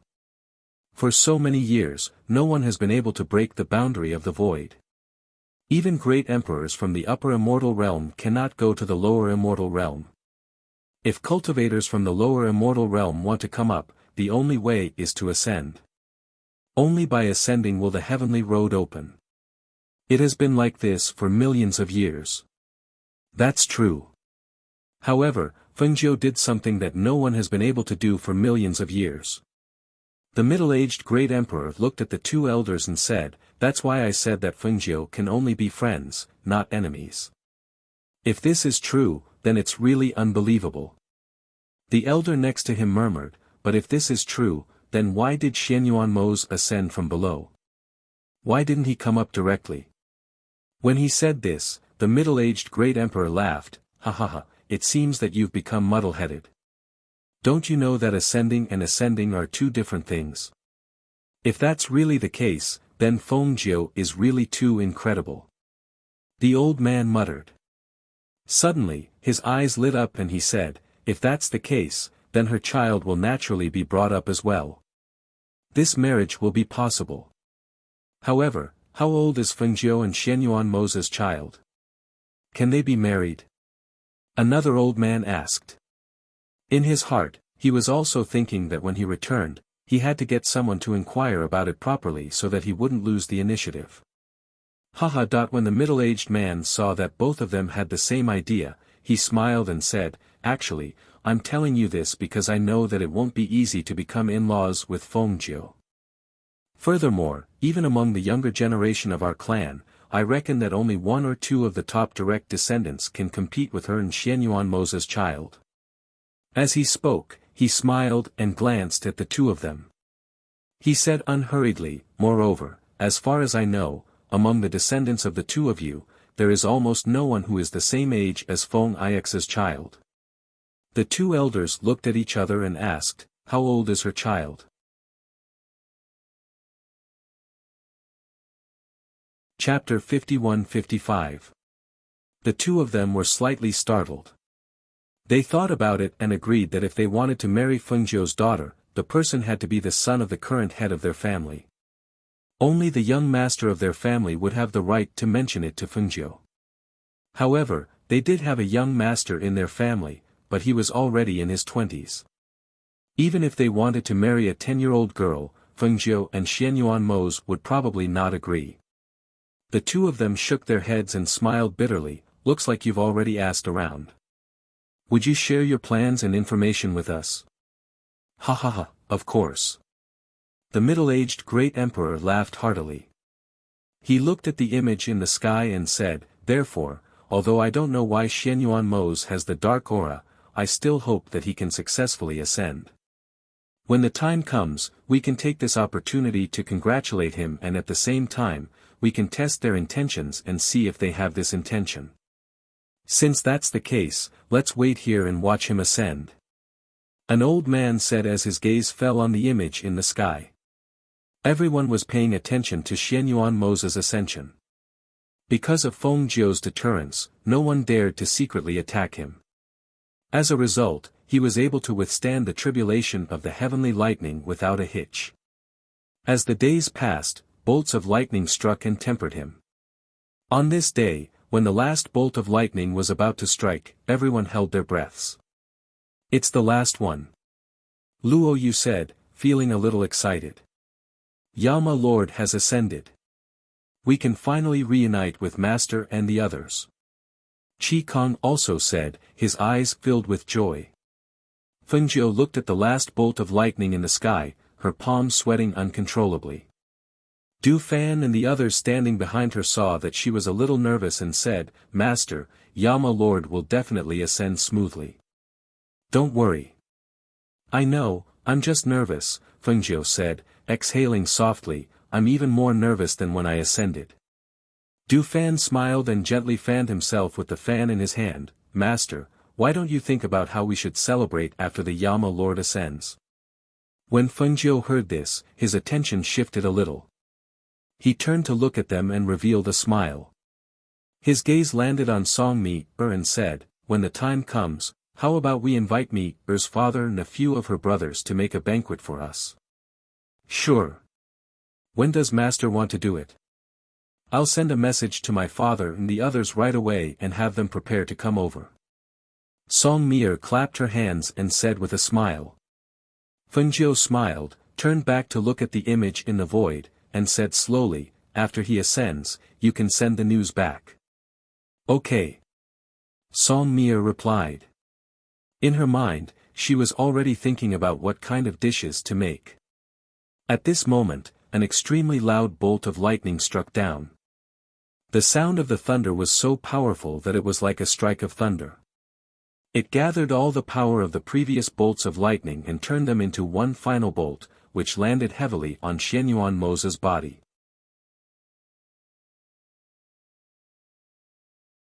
Chapter 51-56. That's the ancient Black Lotus. On a certain deity island, the three great emperors looked at the blooming Black Lotus from Xianyuan Moza's chest in astonishment. Is that the Black Lotus? Didn't I hear that the Black Lotus had disappeared for many years? Why would it appear on Xianyuan Moza's body? An old man stroked his beard as he spoke, deep in thought. No wonder he has a dark aura. It's because the ancient Black Lotus is on him. But the middle-aged great emperor hesitated and looked at the two of them. He said solemnly, the ancient Black Lotus is an evil lotus. Looking at the situation, Xianyuan Moza's spiritual soul already has the imprint of the Black Lotus. If he ascends, I'm afraid he will become a demon, right? Hearing this, one of the elders didn't speak. He stroked his beard and stared at the man and the lotus in the void. No one knew what he was thinking. The other elder laughed and shook his head. He looked at the middle-aged great emperor and said, no, you're wrong. The middle-aged great emperor looked at him in confusion. Even the elder who was deep in thought looked at the elder who spoke, waiting for him to continue. The elder smiled and looked at the man and the lotus in the void. His wise eyes were filled with joy. He said unhurriedly, since ancient times, evil and darkness have always been in people's hearts. Whether a person will become a demon or not doesn't depend on whether the Black Lotus has been imprinted on his spiritual soul. It depends on whether he has darkness in his heart, whether he has an evil side. He paused and stroked his beard. He looked at Xianyuan Moza and the Black Lotus in the image and said, actually, people will more or less have a dark and weak side in their hearts. However, if their willpower is strong, the darkness won't be able to devour them. If their willpower isn't strong, the Black Lotus will trigger the darkest and most evil side in their hearts. Then, they will be controlled by the Black Lotus. Otherwise, they will be the ones controlling the Black Lotus. As he said this, he smiled and looked at the two of them. This is very important. The one who is in control decides everything. Moreover, he paused and said, the Black Lotus is an ancient item. It's called the Black Lotus of Destruction. When it falls into the hands of some cultivators, the dark power of the Black Lotus can make them stronger. However, it can also make them lose their conscience and eventually fall into the evil Tao. In order to make up for their own weakness and incompetence, people call the Black Lotus an evil and dark item. He took a sip of tea and continued, but in fact, it is one of the 4 lotus seeds of the chaotic green lotus. This Black Lotus doesn't have the regenerative power of the green lotus of creation, the purifying power of the red lotus of fire, or the holy power of the golden lotus of the virtuous golden lotus of virtue. It's called the black lotus of destruction, it is called the black lotus of destruction, its power of the lotus's lotus. It's a black lotus's lotus. It's called the lotus of the black lotus of the lotus's lotus of the lotus of the lotus of the lotus's lotus's lotuses.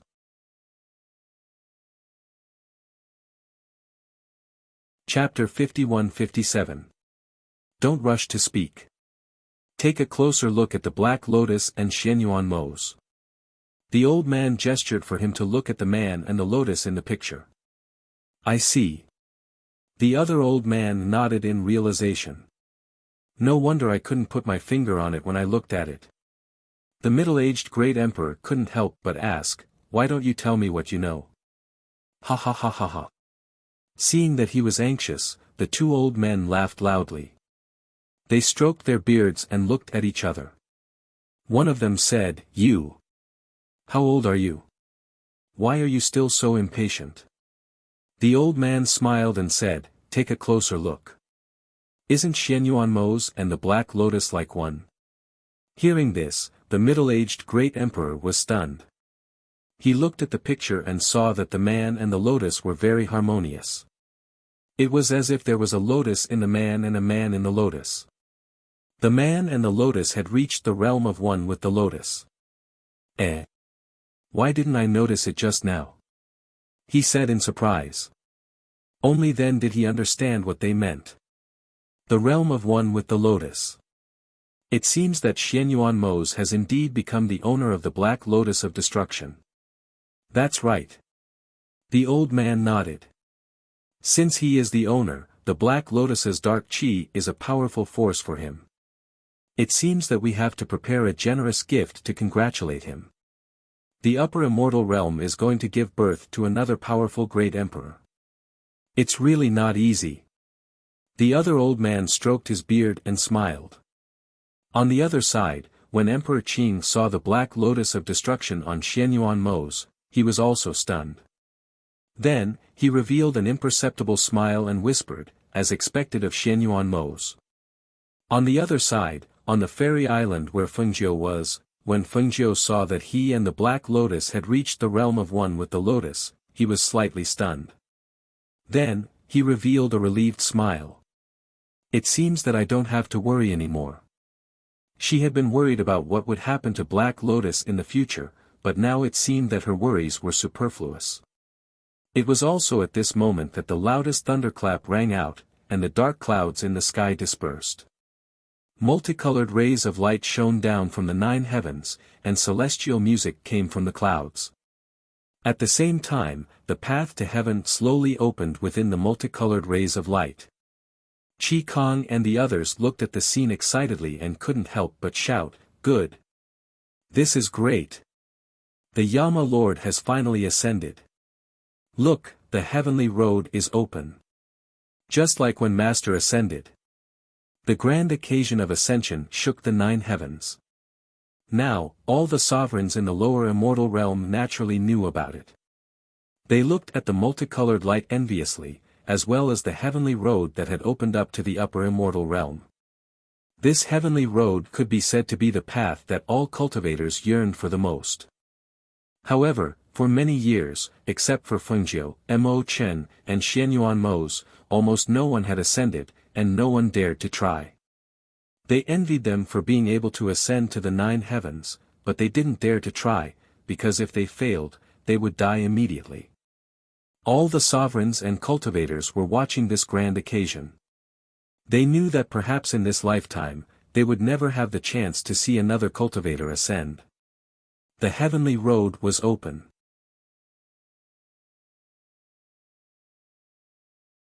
Chapter 51-58. His deep gaze landed on the mountains and rivers in front of him.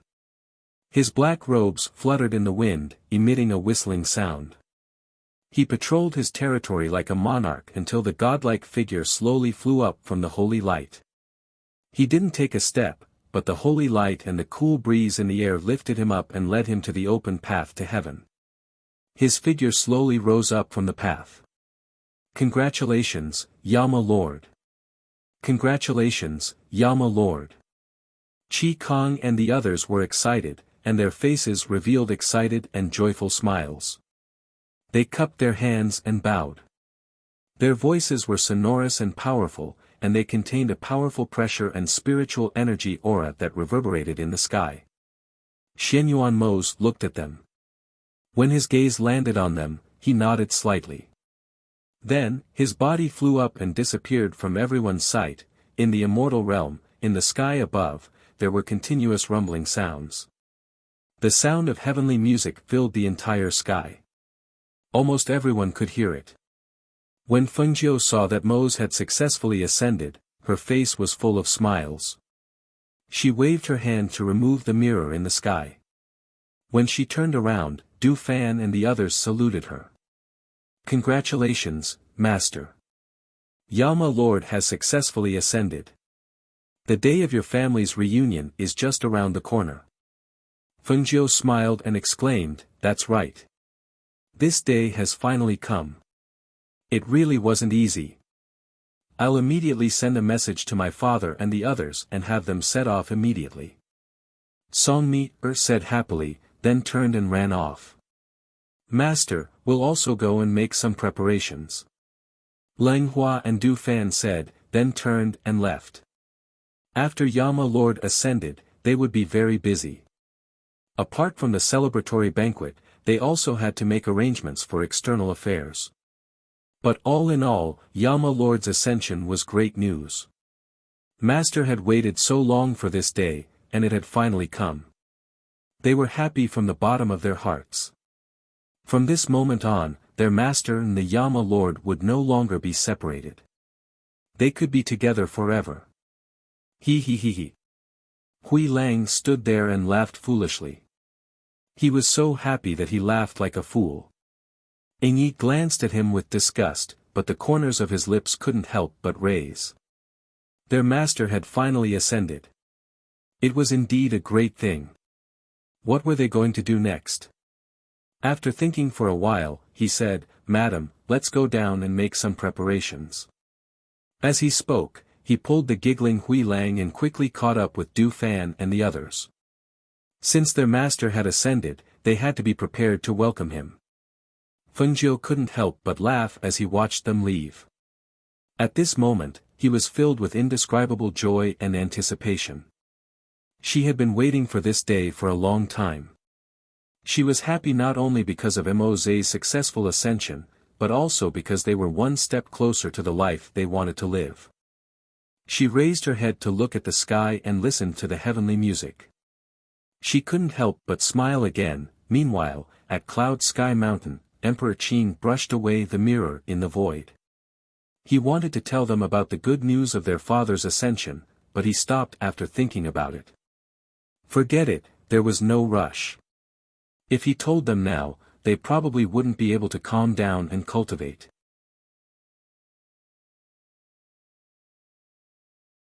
Chapter 51-59. Now that the couple had successfully ascended and become great emperors in the upper immortal realm, no matter who it was in the future, they would only befriend them and not be enemies.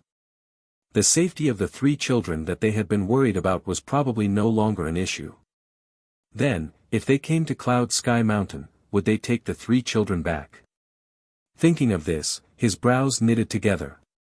His deep and calm eyes glanced in the direction of the cave residence of the three children, and a dark light flashed in his eyes. It was not impossible to take the two boys back, but he had doted on Xiaoqi for several years and watched her grow up. If he took her back, wouldn't it be too much? Those two boys were like a taciturn gourd, with a taut face every day and not much talk on normal days. He estimated that if they did not appear in front of him for 10 days or half a month, he would not think of them. But Xiaoqi, that girl, was mischievous and mischievous. The years in this mountain were quiet, and it was because of her that there was a trace of liveliness. If she was taken away, then wouldn't his place return to its previous lifeless state? The more he thought, the tighter his brows knitted together. However, what he did not know at this time was that not only because Xianyuan Mose had ascended and would soon come here to take the three children back for a reunion, but at this time, Xiao Junyan, who had met you, a few years ago, had also stepped on the road to look for you, At the same time, in the Xiao family's immortal island, Roaring Sky Emperor was sitting in the main hall, looking at the people of the Xiao family sitting on the left and right sides of the hall. After looking around, his brows furrowed and he asked, "Where is Xiao Junyan?" Xiao Junyan, the most outstanding child of the Xiao family's direct line of descent, was also the Xiao family's key successor, but at this time, he was not in the main hall. Hearing this, the Xiao family head was startled for a moment, and then he said, "Old ancestor, he left the island a few days ago and is not on the island now. I wonder if old ancestor is looking for him for something important." He felt strange in his heart. Why would the old ancestor, who had not asked about the affairs of the family for a long time, ask about him? Left the island? Where did he go? Roaring Sky Emperor asked. It's like this: a few years ago, the disciple of Emperor Qin came here by accident and spent some time with Jun Yan. The two children got along quite well. Later, Emperor Qin's disciple was sent away and Jun Yan also cultivated in seclusion for a few years. A few days ago, Emperor Qin's disciple, said Jun Yan came out of seclusion and said that he would go out to travel and see that little girl. I thought it was not a big deal, so I agreed. Xiao family head said cautiously. He had a feeling that something was about to happen. Emperor Qing's disciple.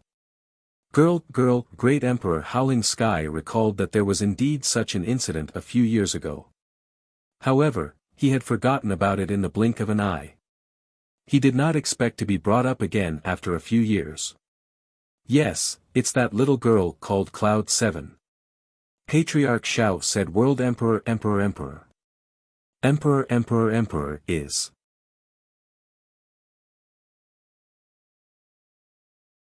Chapter 5160. Yes.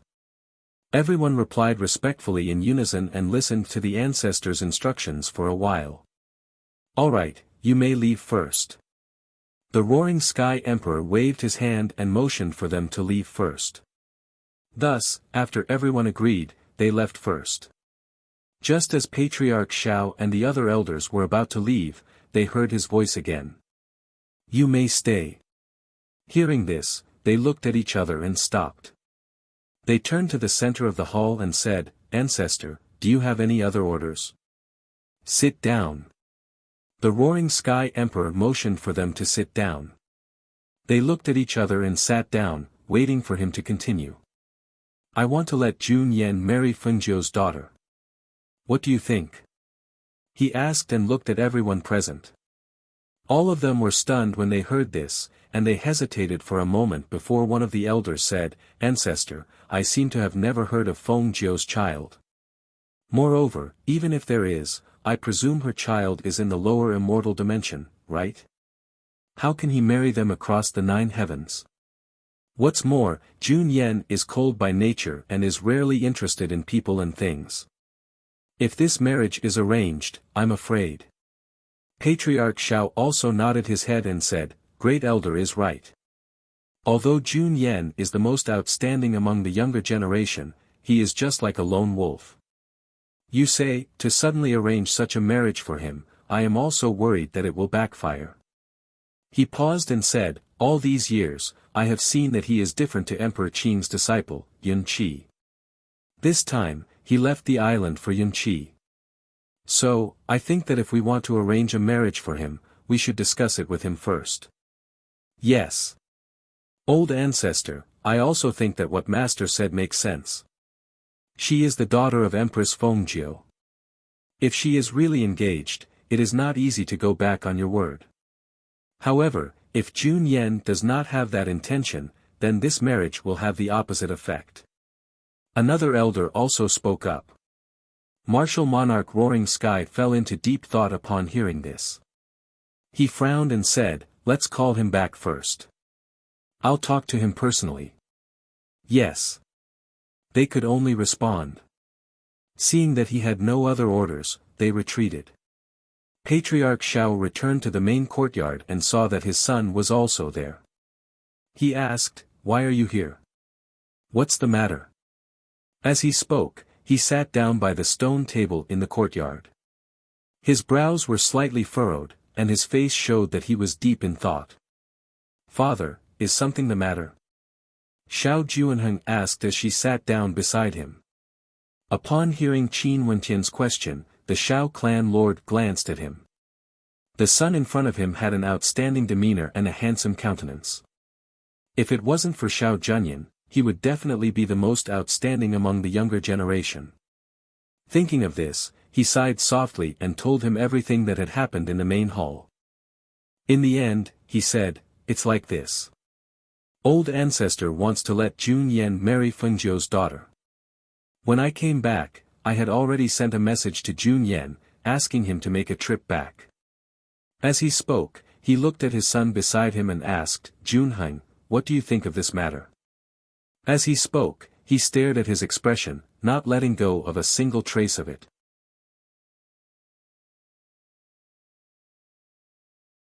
Chapter 51-61.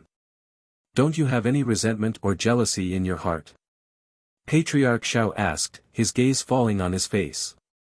Hearing this, Xiao Juanheng was startled for a moment, then asked back with a smile, "Father, do you think I'm that kind of person?" "I know you're not that kind of person, but if it wasn't for Jun Yan, perhaps you would be the young master of the Xiao family. If there were any good things, it would fall on you and not Jun Yan. So I don't know if you still don't have any resentment or jealousy in your heart after seeing this." He sighed softly, his tone deep. "Father, you don't have to worry. I've never thought of comparing myself with Jun Yan. We're all disciples of the Xiao family and grew up together. Although we're cousins, we're closer than real brothers. Jun Yan is very outstanding, I'll only be proud of him, happy for him, and not jealous." He smiled and continued, "And I also know that his father is the patriarch of the Xiao family, so it's natural for him to be the young master of the Xiao family. Actually, I think this is pretty good. At least I'm not the young master of the Xiao family, so the burden on my shoulders won't be so heavy."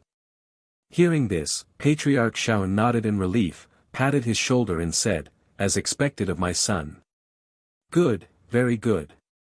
It's just that, after hearing what you said, I also feel that the old ancestor's idea isn't very good."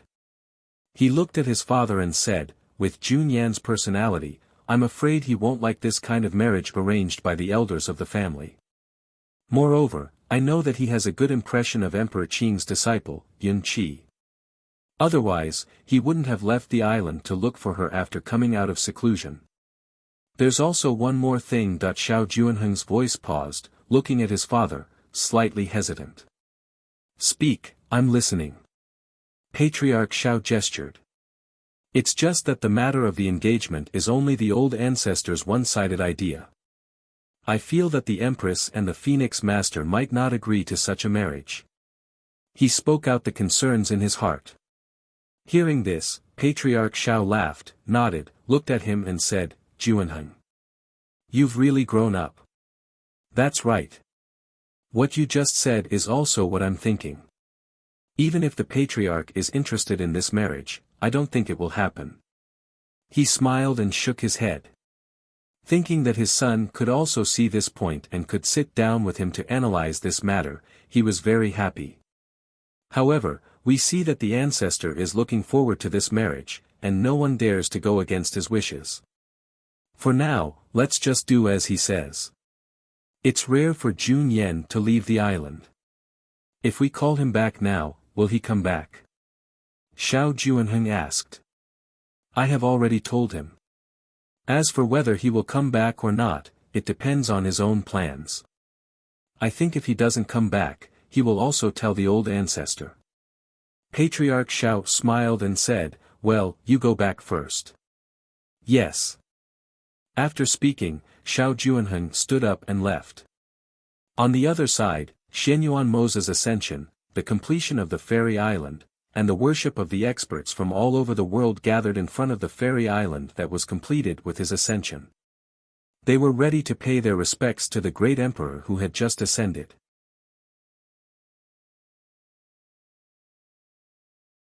Chapter 51-62. I've long heard of the Yama Lord's name.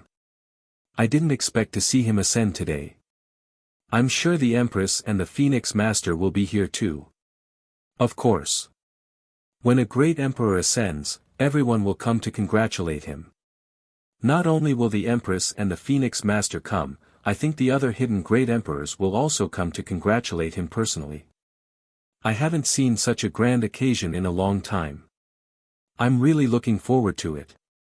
The crowd chatted outside the Deity Island. They wanted to enter the island to pay a visit. However, the Deity Island was covered with a barrier. Without the Yama Lord's permission, they did not dare to enter.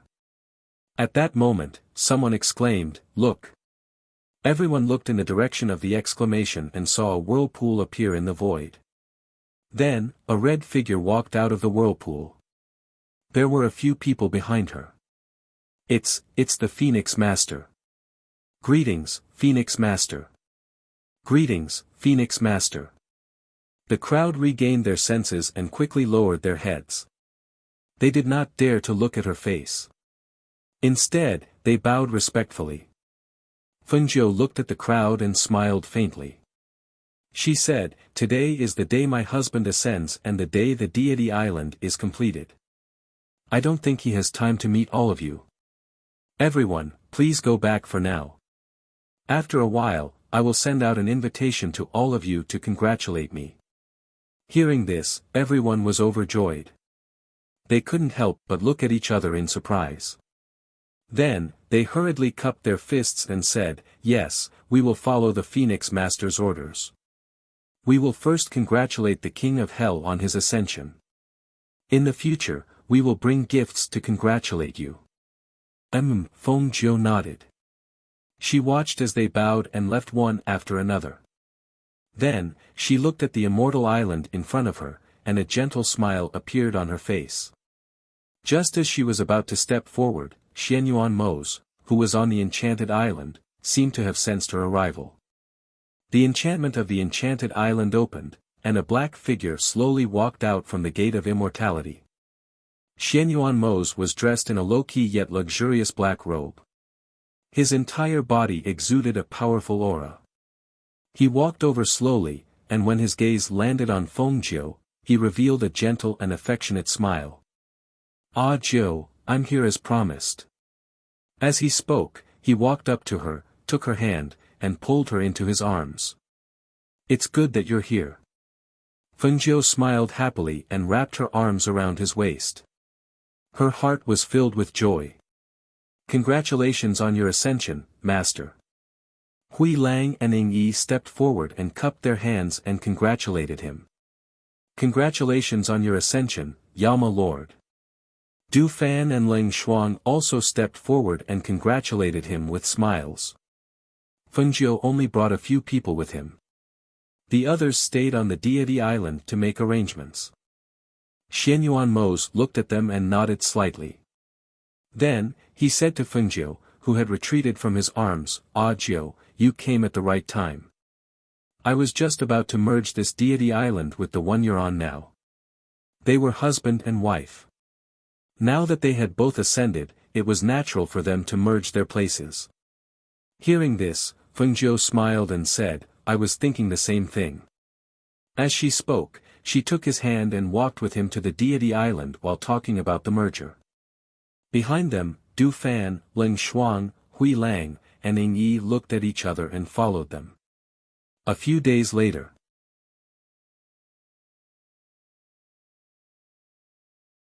Chapter 5163. Since he couldn't get to the mountain pass, he stopped and looked at the place filled with clouds and mist. A deep thought flashed through his mind. He had heard that the cloud sky mountain of the Qing Emperor was shrouded in clouds all year round, making it difficult to find the entrance of the mountain. He did not expect it to be true. He had never been here before. Even if he went around, he would not be able to find the way up the mountain. So, with a thought, he mobilized the spiritual energy in his body and a voice that contained spiritual energy echoed in the air. "I am Xiao Junyan, here to visit the Qing Emperor. Please meet me." The voice that contained the aura of spirit power spread through the clouds and naturally entered the ears of the Azure the Arch, who was on Cloud Sky Mountain. At this moment, the Qing Emperor was reading a book on the soft couch under the tree. When he heard the voice, he raised his head and looked down the mountain. Xiao Junyan. His deep voice carried some indifference. His deep eyes flashed, as if he was thinking about who this Xiao Junyan was. He closed the book that was originally open in his hand and casually placed it aside. Xiao Junyan. The young man that Cloud 7 met in the Xiao family's territory a few years ago. He raised his eyebrows, as if surprised that the young master of the Xiao family, Xiao Yunyan, would find this place. He lay on the soft couch leisurely and his deep voice fell into the ears of Xiao Junyan at the foot of the mountain. I have some friendship with the Roaring Sky Emperor. As for you, Xiao Junyan, a mere young master of the Xiao family, what right do you have for me to meet you? At the foot of the mountain, Xiao Junyan's expression changed slightly when he heard the voice. He said, Qing Emperor, other than to visit the Qing Emperor, I am here to see Cloud 7. If it is not convenient for the Qing Emperor to let me go up the mountain, can you let Cloud 7 go down the mountain? When the Qing Emperor heard that he was here for Cloud 7, he pursed his lips and said unhurriedly, you came at the wrong time. Cloud 7 is still in seclusion. Hearing this, Xiao Junyan frowned and asked, when will she come out of seclusion? He came thousands of miles and did not expect to see her in seclusion. This seclusion could be as short as 10 days to half a month, or as long as several years or even longer. Could it be that this trip was for nothing? He couldn't see her anymore. It's hard to say. The Azure Emperor's voice was neither cold nor warm. I have something here. I wonder if the Qing Emperor can pass it to the 7th cloud on my behalf. Xiao Junyan asked again. Emperor Qing, who was on the mountain, was displeased by his endless pestering. He looked down the mountain and frowned. Then, he called out coldly in a low voice. Xiao Yunyan. Perhaps Xiao Yunyan could hear the displeasure in Emperor Qing's voice, so she replied, I'm here. I don't like it when someone comes to disturb my disciples' cultivation, he said bluntly. His words clearly expressed his dislike for Yi Fujian. Qing Emperor, I won't disturb his cultivation. I just want to see him. Xiao Junyan said again. Don't you understand what I'm saying? The Cyan Emperor said in a low voice, leave. When she comes out of seclusion, I will tell her that you came to find her.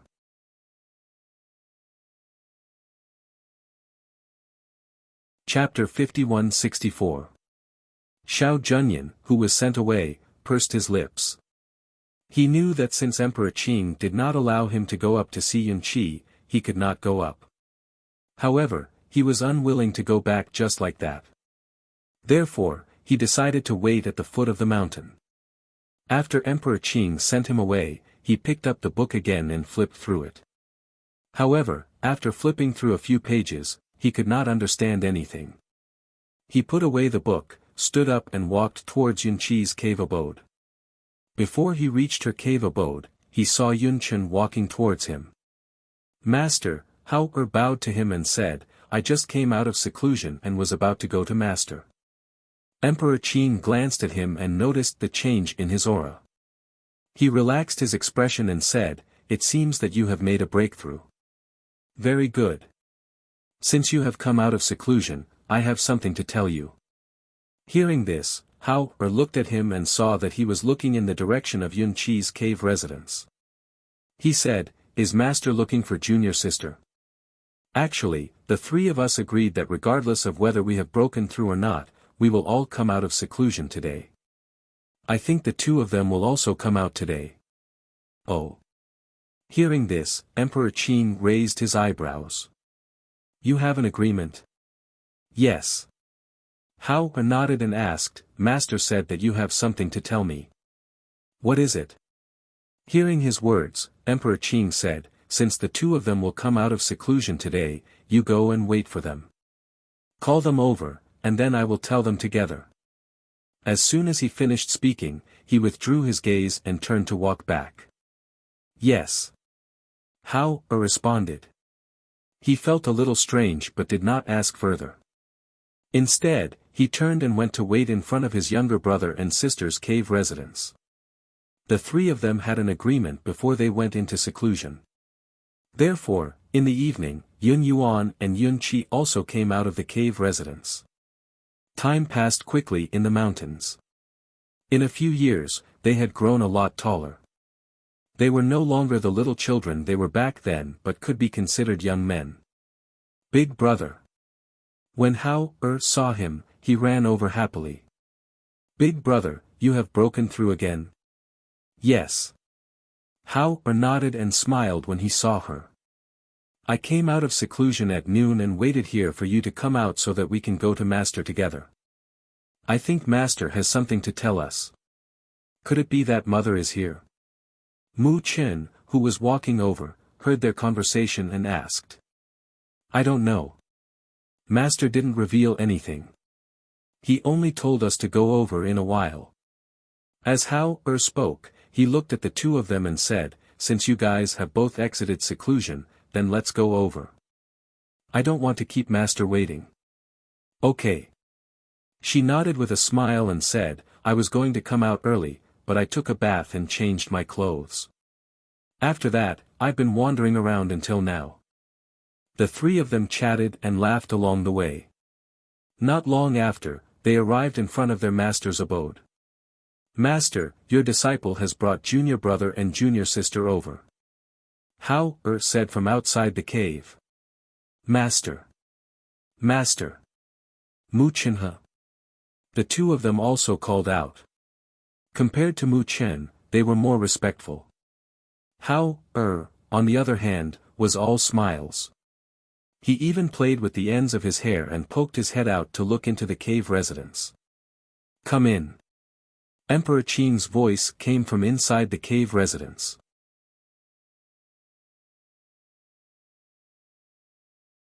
Chapter 5165.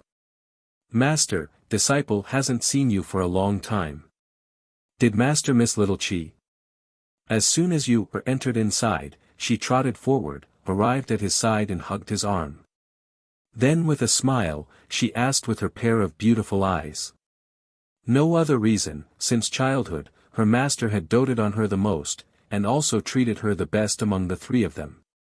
If there were any good things, he would always leave them for her. Occasionally, there would be some extremely rare spirit fruit, but her big brother and brother didn't have it, but she would absolutely have one. Therefore, even if her master always looked indifferent to everything, but she knew that her master treated her the best. And it was precisely because of this, so compared to her big brother and brother who were respectful and didn't dare to be impudent in front of her master, she was more casual and natural. Emperor Qing looked at the little girl, whom he had watched grow up, holding his arm and smiling. He said, sit down. I have something to tell you. Okay. You, let go of his arm, then obediently sat beside him and looked at him. You two also sit. Qing Emperor hinted to the two who were standing to sit down. Yes. Both of them answered, then walked forward and sat down. Seeing there was a teapot on the table, Yu spontaneously started to brew tea for her master, then poured several cups, and separately served them in front of her master's two brothers. Finally, she also poured a cup for herself, then like a little fox, she narrowed her eyes and drank the tea. Qing Emperor indifferently shot a glance at her, then said, a few days ago, your father Xianyuan most succeeded in ascending. Ah! Yu, who was drinking tea, heard these words, she became happy, then her hand shook, and the tea spilled out and splashed on her hand. And when her hand was scalded, she instinctively loosened her hand, and the teacup also fell from her hand. Just as the tea was about to splash onto her body, a slender hand reached out and caught the teacup. After placing it on the table, he glanced at the back of her hand that was scalded red. He frowned slightly and scolded in a deep voice, how could you be so careless?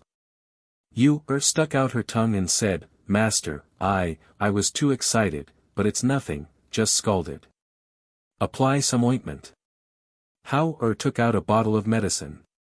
When he was about to help her apply it, he saw that the medicine was taken away by their master. Seeing his master take the medicine and wipe the back of her hand, he asked, "Master, does this mean that our father has really ascended?" "Yes."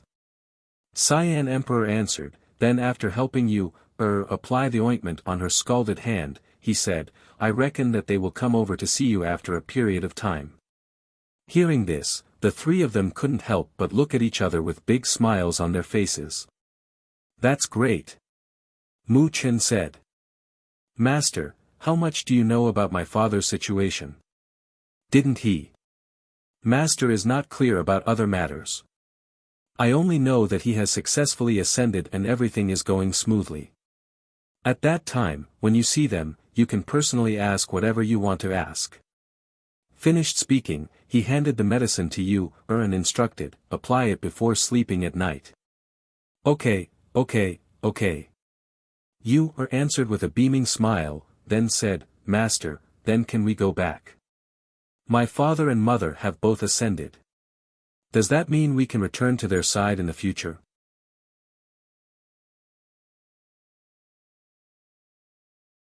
Chapter 5166.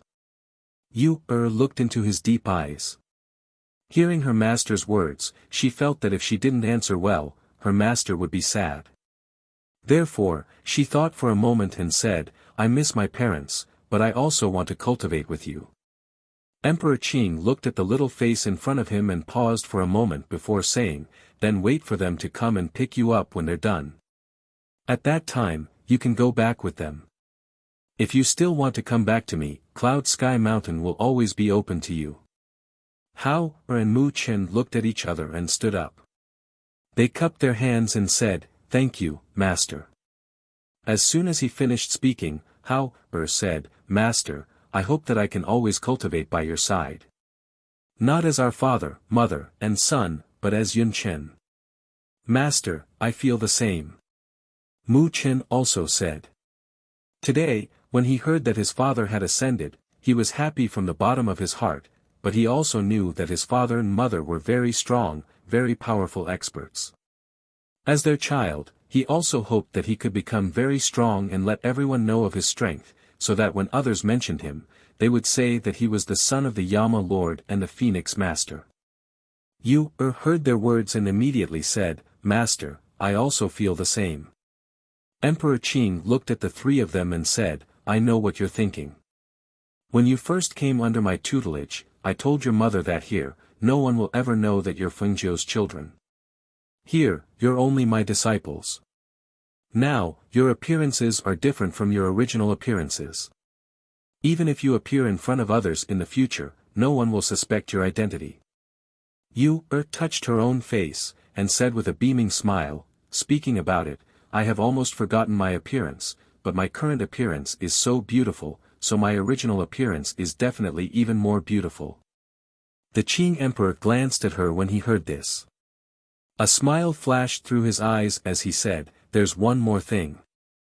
Some time ago, your mother killed 3 emperors by herself. Her name can be said to have shaken the entire upper immortal world.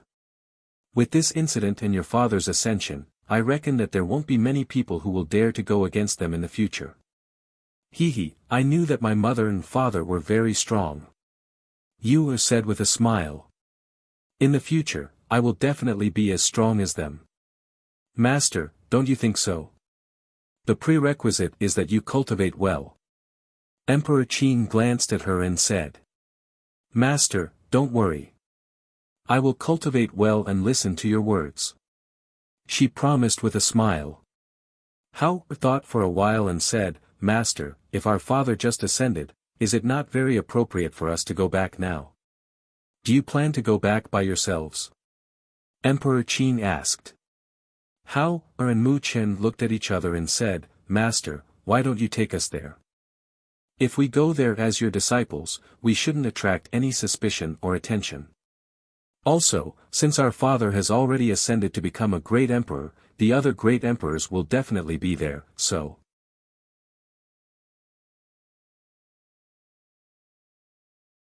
Chapter 5167. Hearing his words, Qing Emperor thought for a moment, then looking at the three of them, he said, "If you follow Master, then you won't be able to stay there for too long." Then Master can also stay there as a guest for a period of time." Yu said with a smile. Qing Emperor paused for a moment, then said, "All right then. At that time, Master will bring you there, but before that, tell your mother that there's no need for them to come and pick you up, Master will bring you there." "Okay." The three of them looked at each other and smiled, then responded in a crisp voice. "There's one more thing." Qing Emperor looked at Yu and said, "There's a person called Xiao Junyan who came to look for you, but when you were in seclusion, Master chased him away. He also didn't come near and just waited at the foot of the mountain. Do you want to see him? Or not?" "Xiao Junyan." Yu was startled, then thinking for a moment, she asked, "Is it that Big Brother Junyan?" "Big Brother Junyan?" Qing Emperor didn't open his mouth, but Hao, and Mu Chen at the side coincidentally repeated what she said, their voices slightly raised, and their brows slightly wrinkled. Obviously, they weren't used to it, and also didn't like it. Other than them, their younger sister actually called other people Big Brother. Qing Emperor indifferently glanced at his two disciples, then silently took a sip of tea, and didn't say anything. Yu didn't expect that the reaction of these two people would be so big. Seeing their calm faces and wrinkled eyebrows, and their four eyes staring at her, she smiled embarrassedly and explained, It's that time when I secretly sneaked out, didn't I go to that heavenly emperor's immortal island? At that time, I met him there, Xiao Junyan, the young master of Xiao family. He is older than me, and also very good to me, so I called him Big Brother Junyan. Why did this person come to look for you? You didn't tell him whose daughter you are, right?" Mu Chen furrowed his brows and asked with a straight face. He stared at his sister, worried that someone might have designs on her. No, absolutely not. At that time, I only told them that my name is Yun Qi, and my master is Qing Emperor. Afterwards, I stayed there for several days and left. It has already been several years, if master didn't mention him, I would have almost forgotten him. So, I also don't know why he came to find me, really." Yu hastily said, fearing that they wouldn't believe her.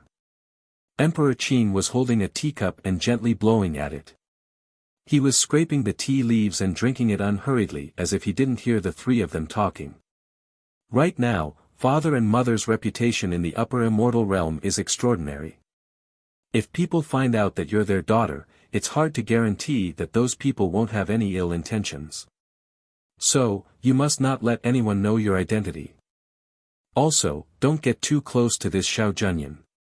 Mu Chen put on the airs of an elder brother and lectured with a straight face. I know, I will definitely not let anyone know that my mother is Fengjiu, and my father is Yama Lord. Yu hastily promised, and said with a beaming smile, but Big Brother, this Big Brother Junyan is actually very good to me, really, at that time, he took care of me. But later on, when I left, I didn't even say a word to him. Now that he came to find me, it's possible that he wants to meet me. I should be able to meet him, right? After all, he came from afar.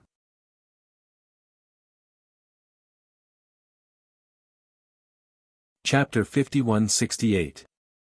Emperor Qin put down the teacup in his hand and looked at her. Since you want to go, then go. But the two of them have to go with you.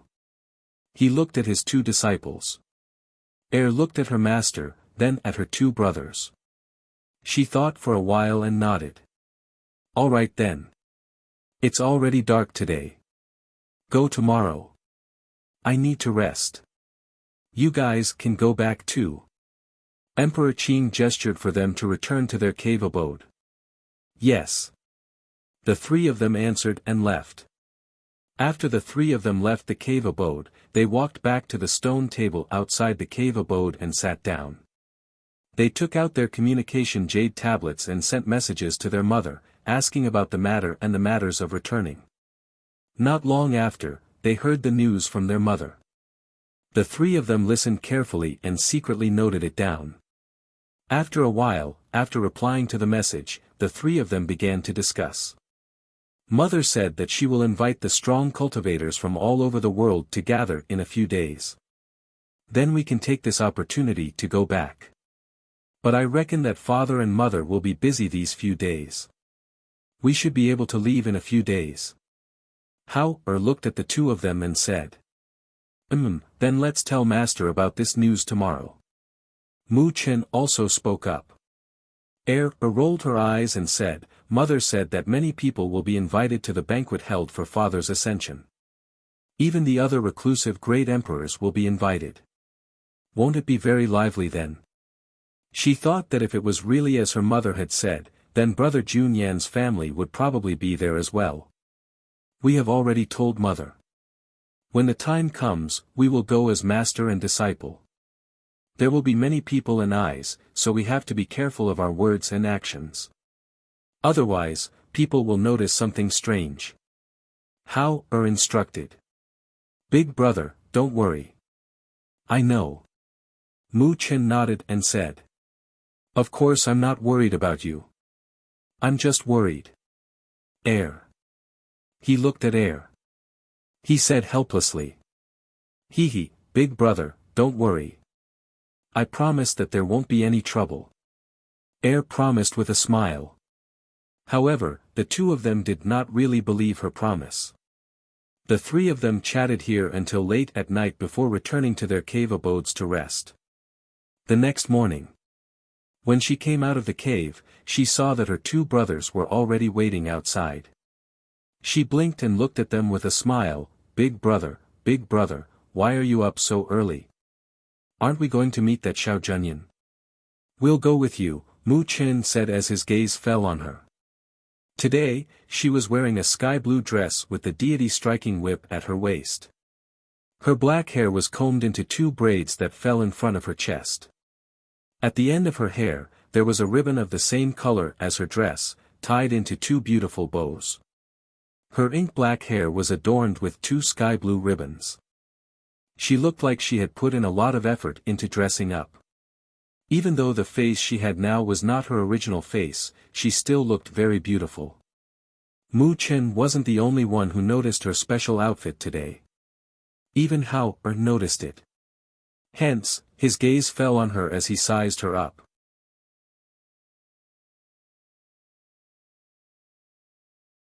Chapter 5169. Hearing her words, Hao and Mu Chen looked at each other and said in unison, "This is not good." "Ah. Is it not good?" Yu looked at them in surprise, then looked at the dress she was wearing and said, "This is the dress mother prepared for me, and this is a new one. Why is it not good? I think it looks pretty good. It's too eye-catching." Hao said and looked at his sister. He felt that the little girl had specially dressed up to meet that guy surnamed Xiao, and he felt uncomfortable. It's too eye-catching. Mu Chen also said seriously.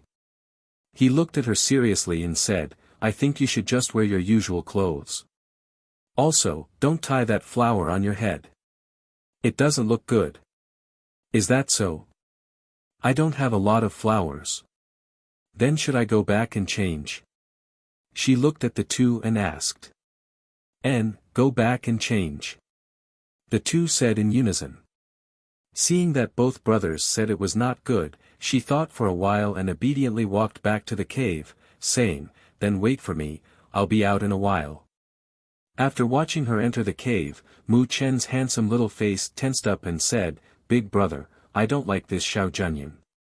Why did he feel that someone was snatching his sister away from him? This guy surnamed Xiao, he already didn't like him before he even met him." Hao said with a sour tone, "You specially dressed up to see that guy surnamed Xiao. Why didn't she dress up for us when she saw us?" The two brothers complained in front of the cave until they saw Yu come out, and then they shut up. "Big brother, how do I look? It's not eye-catching, right?" Yu walked forward with a smile and opened her arms to give them a twirl. The pink dress was not new, but it was not old either. It still fit her very well. Compared to the smart and refined sky blue dress, she looked cuter and more charming in this pink dress. No matter how you looked at it, it was beautiful. Is good looking. She looks good no matter what she wears. Hao said with some helplessness in his tone. Sister, come here. Mu Chen beckoned to her. He's here. Seeing this, trotted forward and arrived at their side. Beaming with smiles, she asked, Am I okay like this? Can we go down the mountain? Mu Chen reached out and removed the 2 small beads on her hair. You don't have to wear any more. You look good like this. It's clean, simple, and pleasing to the eye. This pearl hair clip was bought by mother for me. Usually, I am not willing to wear it. Yu said. Looking at the hair clip taken down by her brother, she truly didn't know what he was doing. The pearl hair clip was a girl's thing, so he couldn't wear it. Keep it, you can wear it later. Mu Chen handed the hair clip back to her and said, Remember to change the way you address me after we go down the mountain. I know. Yu answered. While putting away the pearl hair clips, she followed them down the mountain. Sitting on a rock at the foot of the mountain, Xiao Junyan was resting with his eyes closed when he suddenly heard someone calling him. He couldn't help but open his eyes. Brother Junyan. June.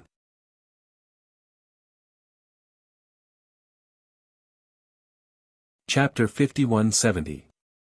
Little junior sister, just call him Big Brother Xiao. Mu Chen said, glancing at his sister beside him. I also feel that Big Brother Junyan is too intimate. Hao also said. Hearing this, Yu looked at the 2 of them and blinked. No one knew what she was thinking, but she suddenly smiled and said, Okay, I'll listen to Big Brother and Second Brother. Big Brother Xiao. Big Brother Xiao, where are you? I'm Yunqi.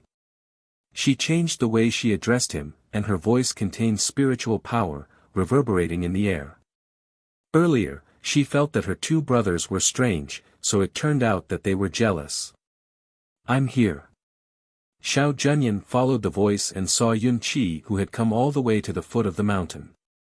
After not seeing her for a few years, the chubby little girl had grown taller and her figure was also slimmer.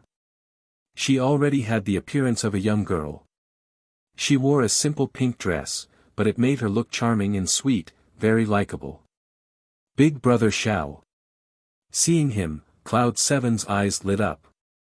She hurriedly jogged forward and arrived in front of him. She sized him up curiously and said, Big Brother Xiao, you seem to have grown taller and stronger. You even look better than before.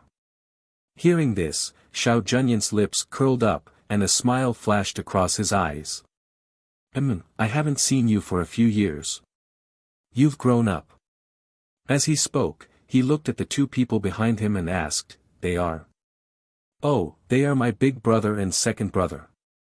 I came out of seclusion yesterday and heard from Master that you came to look for me. Today, I came down to look for you. My 2 senior brothers were worried about me, so they followed me. She said with a smile. After looking at them, she said, You definitely don't know my 2 senior brothers, right? Come, let me introduce them to you. This is my big brother, Yun Chen. This is my second brother, Yun Yuan. They are very good to me. As she spoke, she looked at the 2 and said, Big brother, second brother, this is Xiao Junyan, the young master of the Xiao family. His family's ancestor is Great Emperor Xiaotian. Their family is also very powerful. Hao and Mu Chen nodded slightly at him as a form of greeting. Although Xiao Junyan did not like to interact too much with strangers, but seeing that they were Cloud 7's 2 senior brothers, she cupped her hands and said, Although I have not met the 2 of you before, but I have long heard of your names. Since we have met today, why don't I be the host and invite you to a restaurant in the city for a gathering? Good. I also want to go to the city to eat a good meal. Yu said. Hearing this, Hao said, Since that's the case, then let me be the host and play the role of host. Young Master Xiao, please. He was already a young man. His actions and words were naturally different from when he was young. Since they were going to invite him, he had to be the one doing the inviting. Xiao Junyin's eyes flashed as she looked at him and said, "All right." After saying that, she followed them into the city. After not coming to the city for a few years, the most excited one upon entering the city was her. She looked left and right and bought a lot of snacks on the street. Along the way, she wandered around before arriving at a restaurant in the city. The few of them booked a private room.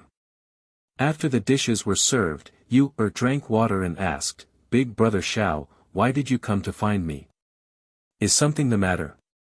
Or did you just happen to pass by here?" You're tuning in to the Han Li's Wuxia Adventures YouTube channel.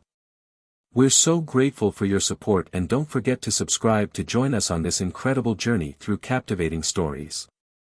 Your generosity through donations truly makes a world of difference, as it's the primary source of revenue that allows me to expand and enhance this channel for you. Thank you from the bottom of my heart for being a part of this adventure.